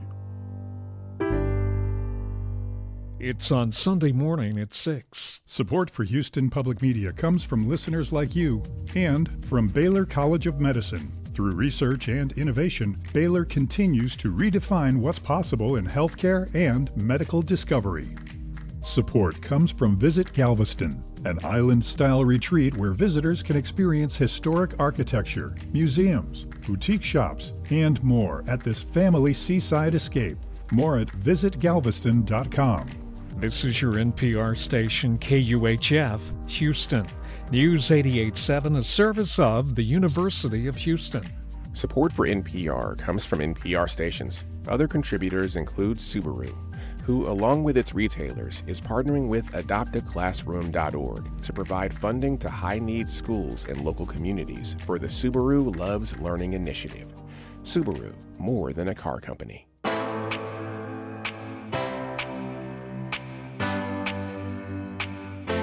And now back to Hello Houston. To comment on today's topics, call or text 713-440-8870 or email us at talk@hellohouston.org. Now here's Celeste Diaz-Sherman and Ernie Manous. We are back with you. It's been a very busy day. A lot is going on in the world and in our own region, between the summit with the president and Vladimir Putin, right down to the special session that we just covered live here with Andrew Schneider's help on what was going on in the Texas Legislature. So we're done with special session 1. Hello, special session. It's the summer. We've got a sequel already going on. If you are watching us on YouTube, it's easy to find us and join in the conversation over there. That's been very active today, too. Just go to YouTube and look for the Houston Public Media channel. And something you would see on our YouTube channel is that Ernie did get a haircut. That we were talking about this yesterday, and a lot of you seemed a bit obsessed about my crazy hair. So I got it cut. But, the funny thing is, I was just saying a few minutes ago, it's cut short, and yet it's still a mess. Yeah. I think it's my superpower. It's your superpower. Messy hair.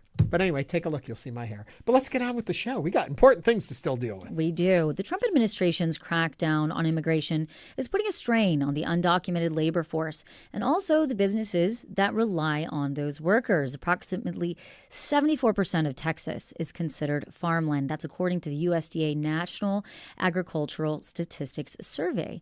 And here to speak with us about the agricultural sector challenges in Texas is Jay Bragg, Commodity and Regulatory Activities Associate Director. Jay, welcome to Hello Houston.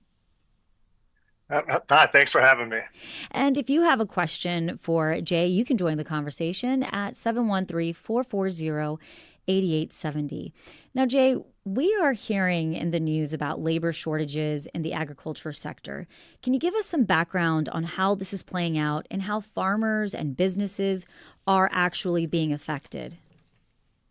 Sure. And, I think to start off, one of the things that's is important to note is that, farm labor has been a challenge for us for decades. Mm-hmm. We've, as people have gone through and they've moved to cities and there's fewer people in rural communities and really it seems like people just aren't as interested in doing farm work as what they once were. And there's a number of factors with that. The stepped up enforcement that's happened with this administration, while there have been some hiccups, it's an issue that's been kind of boiling for a long time. And I've worked most of my career here at Farm Bureau the last 15 years. That's been a hot topic for us and something that, we've sought reforms for, either through, we have an existing guest worker program It's not perfect, but it seems like more and more people are starting to use that. Early on in this administration, we did go through, again, we had a few hiccups with some farms, but he's since gone through. We've tried to voice concerns as an industry, and he's since gone through and said that he was not going to target farms, and we're certainly thankful for that. And in Texas anyway, in the Rio Grande Valley, a lot of the production or the farming is wrapped up for the spring season, so they'll start again this fall. But anyway, that's kind of where things are at right now. Quick question for you there. You talk about the guest worker program, I assume H-2A. Can you talk to me a little bit about the details of what that means? What does a guest worker actually mean?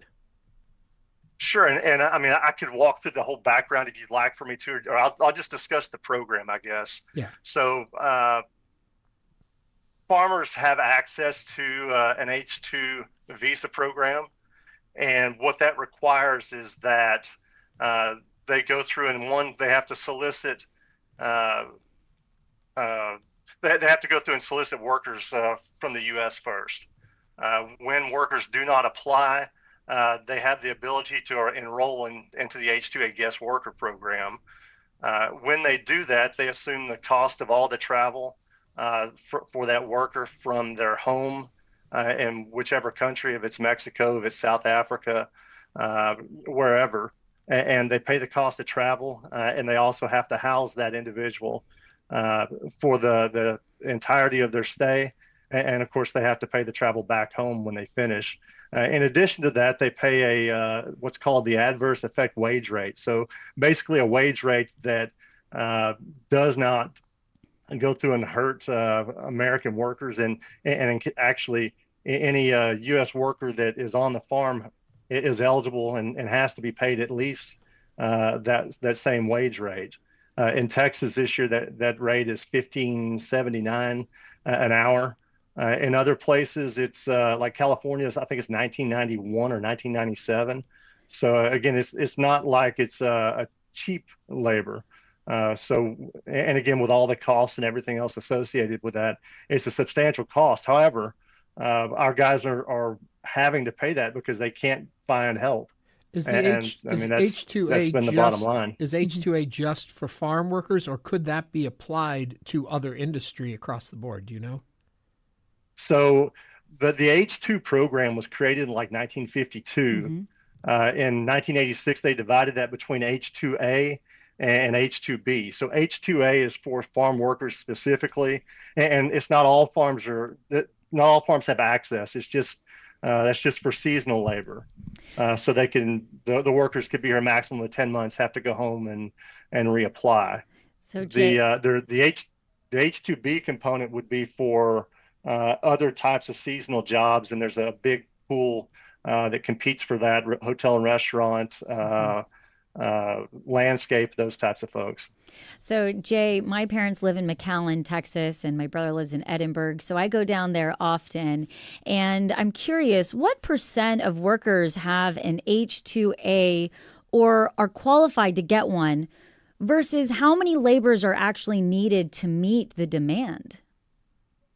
That's a tough question. I don't know that I can answer that, to be honest. I don't know that we keep state statistics on that or which agency would track it. So that's a tough question. I will say this, and I was looking at numbers this morning. The number of H-2As that we have been increasing. I want to say in 2000, there were as few as 3,000 H-2As in Texas. I think this year we're anticipating about 15,000.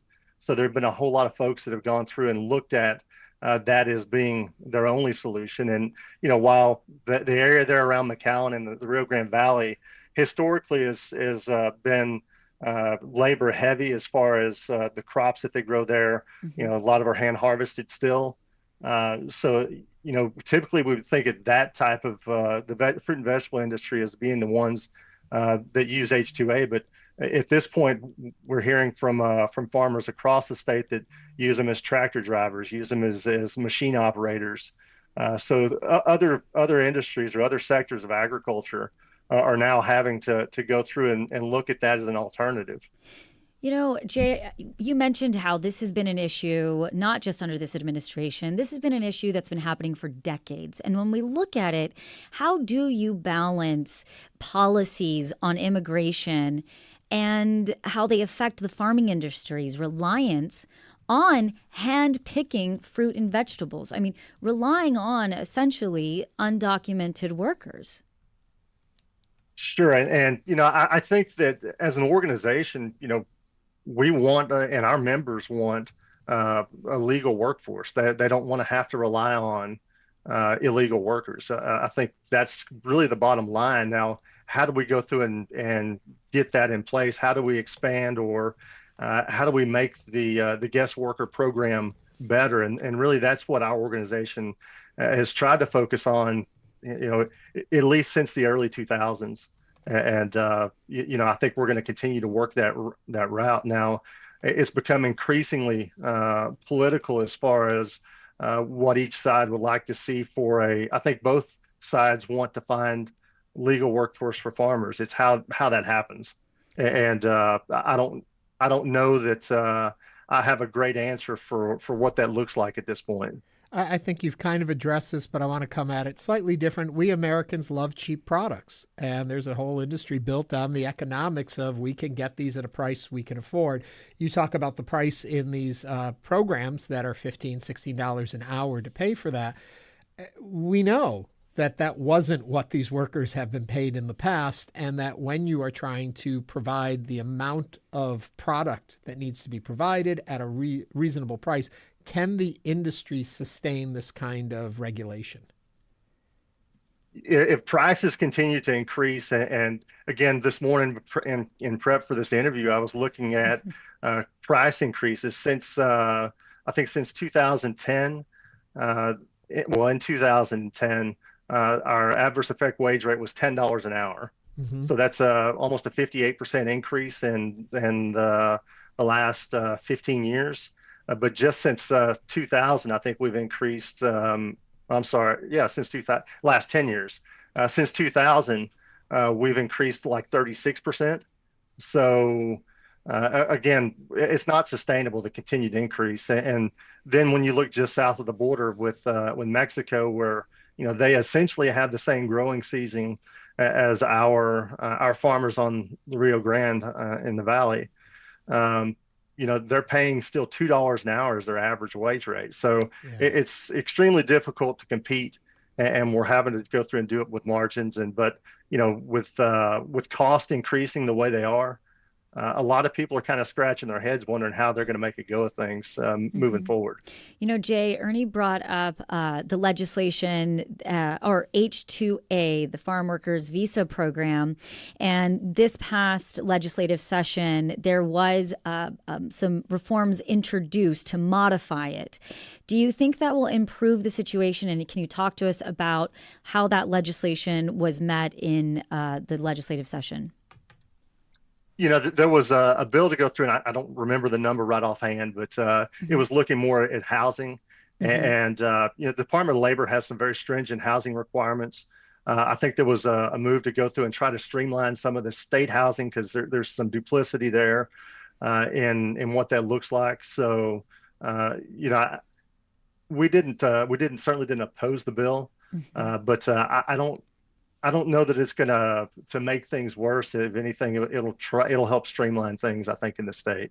Jay, this is one of my favorite questions to ask. It's your turn to get it now. If you were given the keys to the kingdom and what you've seen and what you understand, what kind of solutions would you put forward to make sure that we have the workers we need, the products are coming, or the produce is coming out at prices we can afford? What are some solutions that you think maybe should be being looked at? I think we need more accessibility to the H-2A program, if that's the program we're going to use going forward. It doesn't have to be called H-2A; it could be called whatever. But we need to look at opening that up to some of the dairies and livestock operations that, again, they have the same issues that seasonal folks do as far as finding help. It would be great if we could streamline the application process and make it more amenable for folks to go through and farmers want to be farmers. They don't want to go through and be HR managers. Yeah. Mm-hmm. But if we could make it accessible to folks that again, just make it easy to use. And two, if we can go through and look at some of the regulations associated with the program.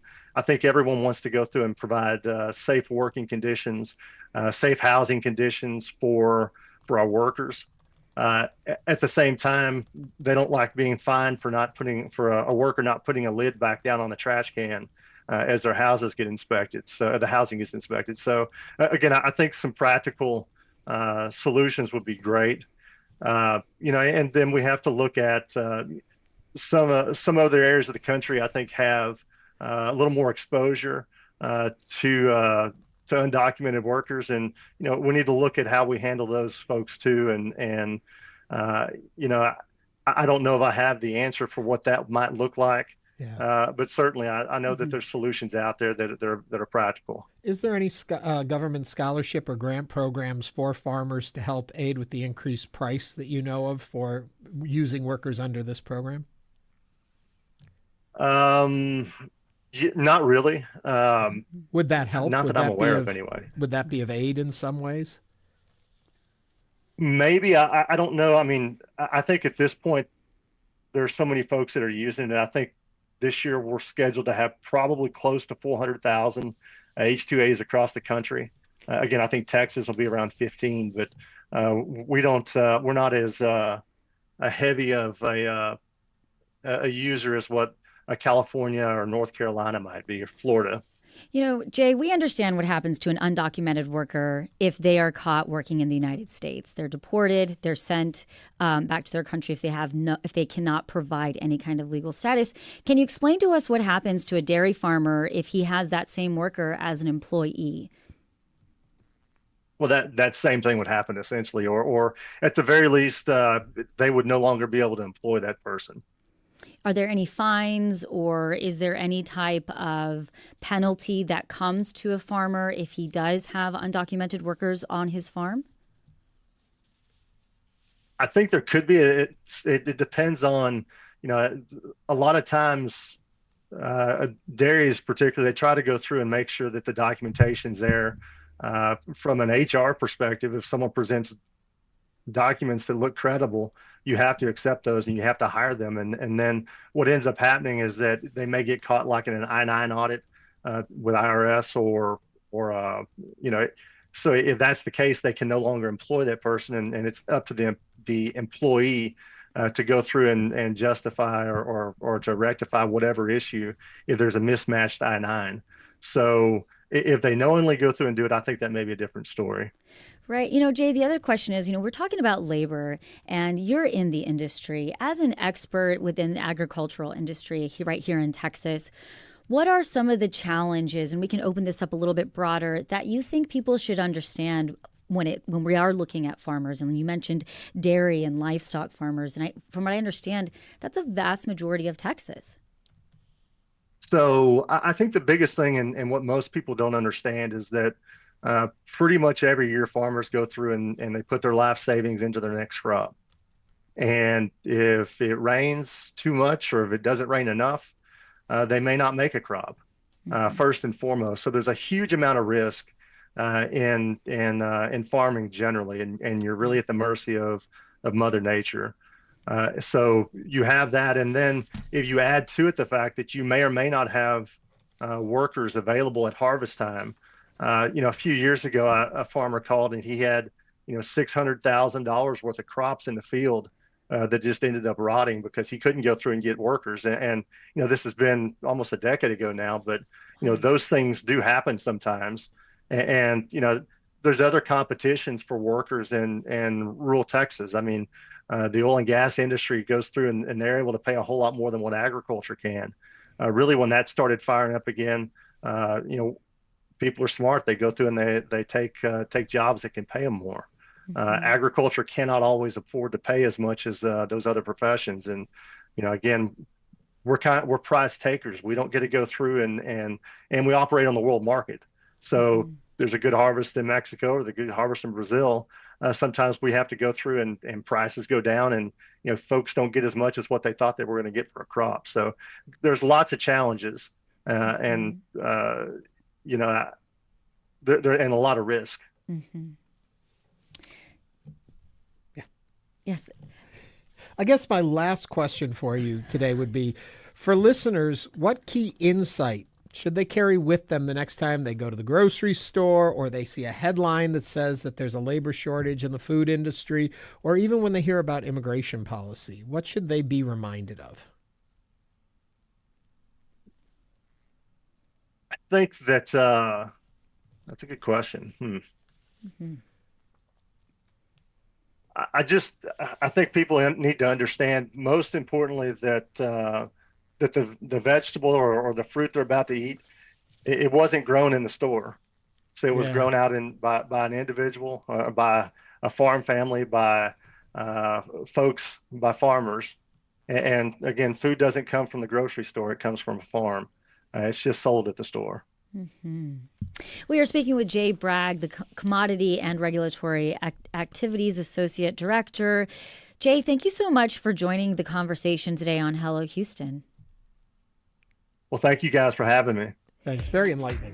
Yes. And coming up, we'll explore upcoming events at Moody Gardens. Stay with us as Hello Houston continues.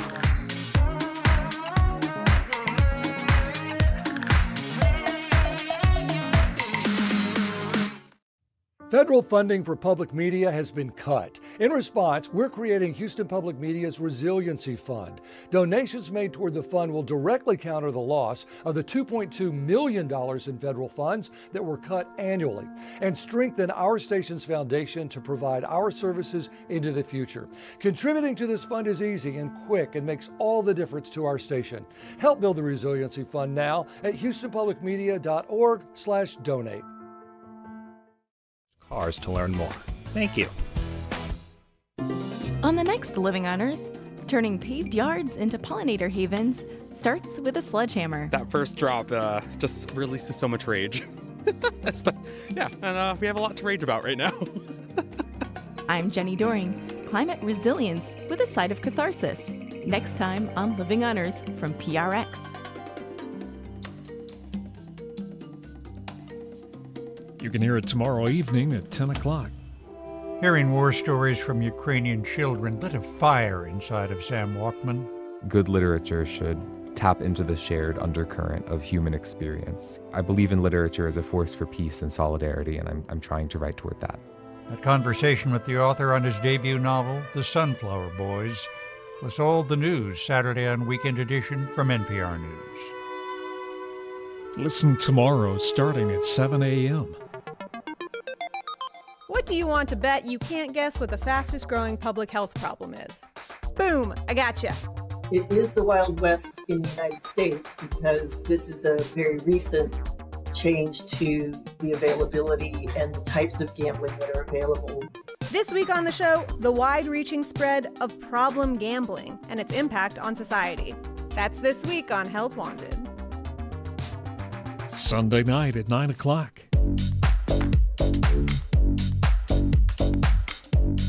And now back to Hello Houston. To comment on today's topics, call or text 713-440-8870 or email us at talk@hellohouston.org. Now here's Celestia Sherman and Ernie Manous.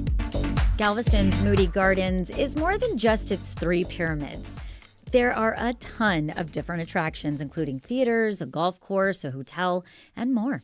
Additionally, it's also home to several events, including the Galveston Island Wine Festival and the Texas Music Festival, which will both take place this upcoming Labor Day weekend.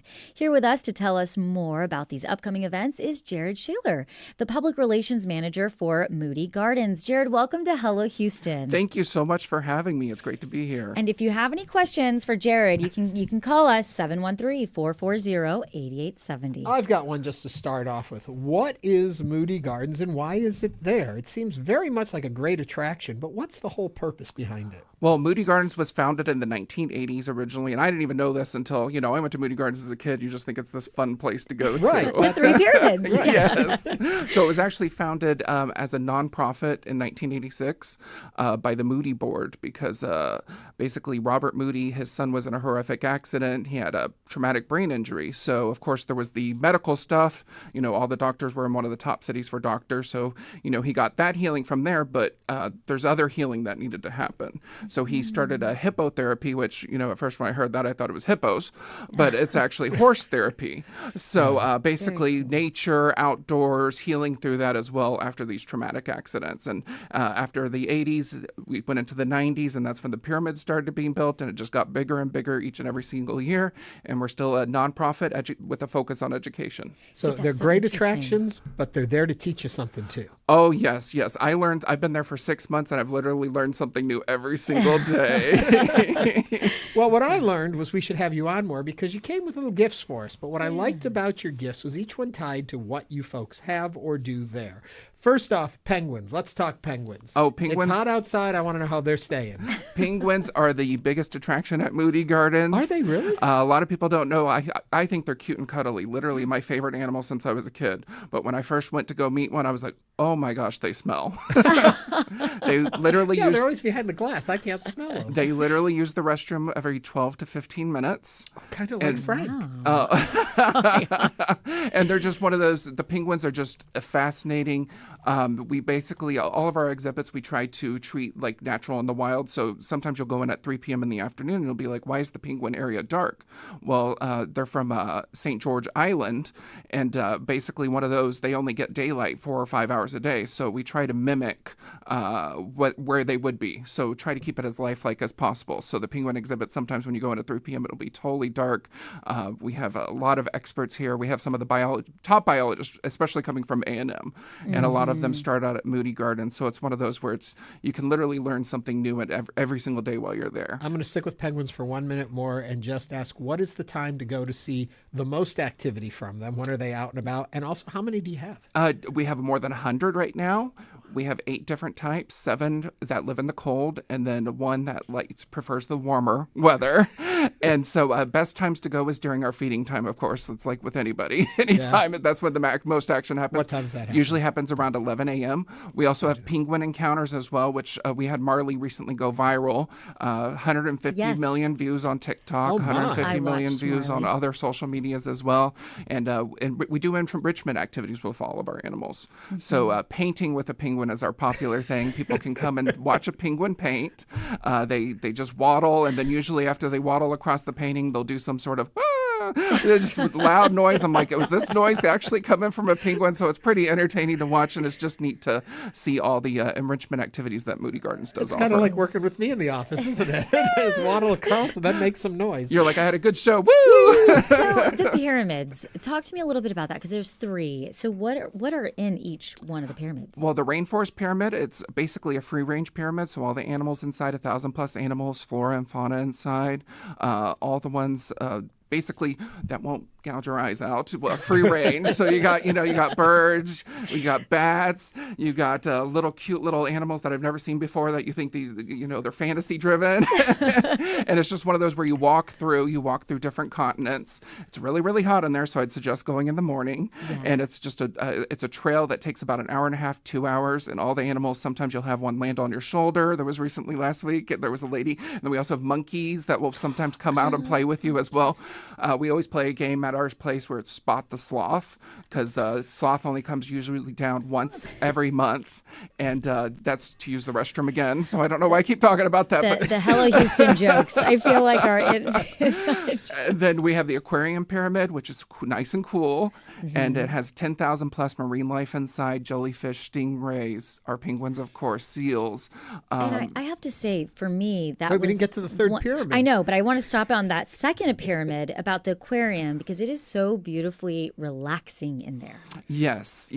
To see, I think it was the jellyfish and the different types of sea animals, and it's dark and there's beautiful lights. I mean, it really was, I felt, artistic in a weird way to walk through and see our wildlife. It was beautiful. Yes, our curator Diane helped actually design some of these areas, and they really wanted with the focus. Each area needs to be a little bit different, but each area needs to be relaxation for both the animals and the humans. And it's just one of those, like the jellyfish gallery. You could easily spend That's my favorite one. 30 minutes to an hour just looking at these jellyfish that are just going up and down, up and down. I need to get down. Yes, Okay, third it's pyramid. Third pyramid. Third pyramid, real quick, Discovery Pyramid. So it's our traveling exhibits. So we have the Art of Music experience on the top floor right now.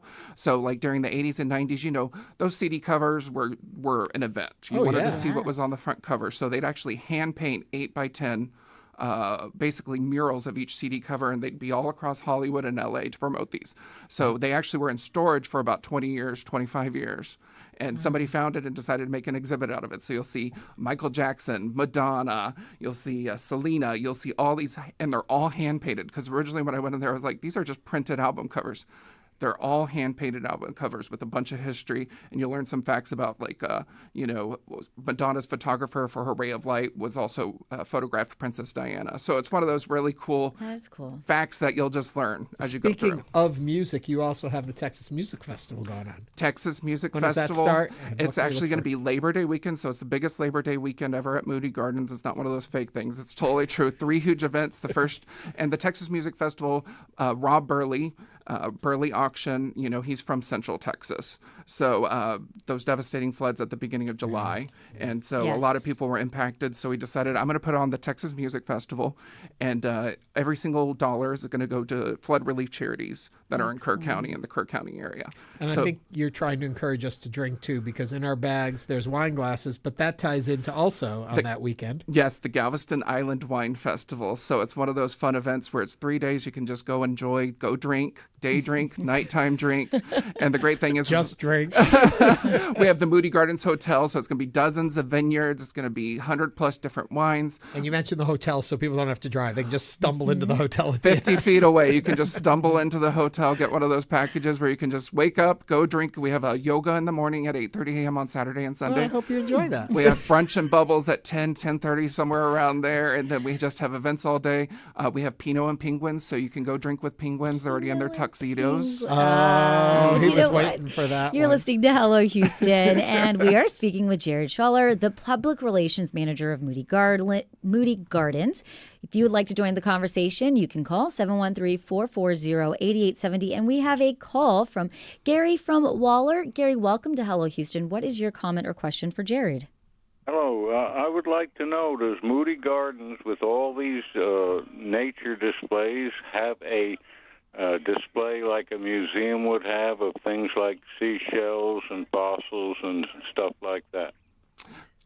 Right now, we currently don't really have anything with the seashells and fossils. We actually have a few statues actually made out of plastic that was found and plastic from the waters that come up from the Gulf on Galveston Beach. And so it's one of those where, no, we don't have anything with the shells yet related, but we have a lot of different exhibits related to animals that like to live in shells. So we have, and it's just one of those fun things where that's actually a good idea. I may steal it for a future exhibit because it's one of those where it's like, there's a lot of people that like to go to the beach and collect seashells. Well, so, I know whenever I'm there, people stop and say, look at the fossil. Dad joke.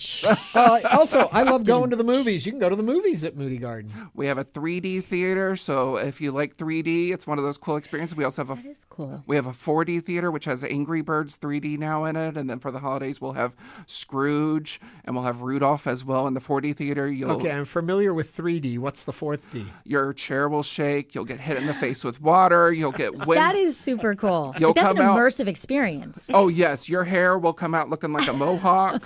You'll be like, it's one of those where every single thing, Your hair. all of your senses will be used while you go in there. And then we also have our audience recognition theater. I like to call it the Choose Your Own Adventure. There's an actor behind the screen. And so he'll ask you, it's our 20,000 Leagues Under the Sea, and Deep will ask you, do you want to go explore a shipwreck or do you want to go explore a coral reef? And hopefully you won't get eaten in the end. You know, the scary thing is all this time we're talking about this and we've barely cracked the surface of what you can find at Moody Gardens. That is so awesome. I'm excited. I want to go now. I'm ready to go. Who's ready to go? I'm ready to go.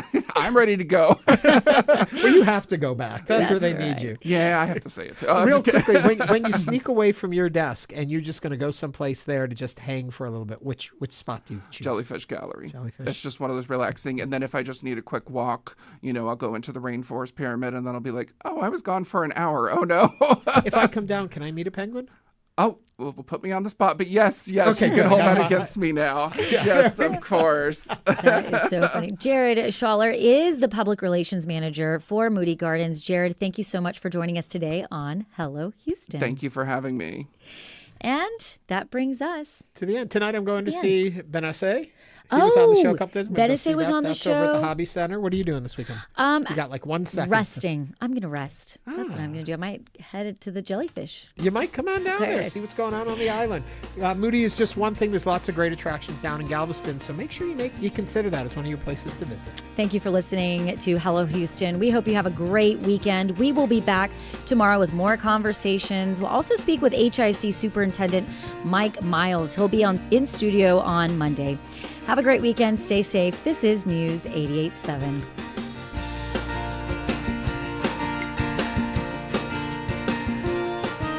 Thanks for listening to Hello Houston. Join us every Monday through Friday from 11 a.m. to 1 p.m. to talk all things Houston. The Hello Houston production team includes Garrett Bowman, William Menjivar, Jen Altide, Todd Holslander, and Jim Kovacic. For the latest in local news, subscribe to the Hello Houston daily newsletter at houstonpublicmedia.org. Hello Houston is a production of Houston Public Media. The opinions expressed by the guests of this program are solely their own and do not represent the views of management, staff, or underwriters of Houston Public Media. This is News 88.7. Support for Houston Public Media comes from Dekamera. The 25-26 season features a Schubert Perspectives series, jazz with Branford Marsalis and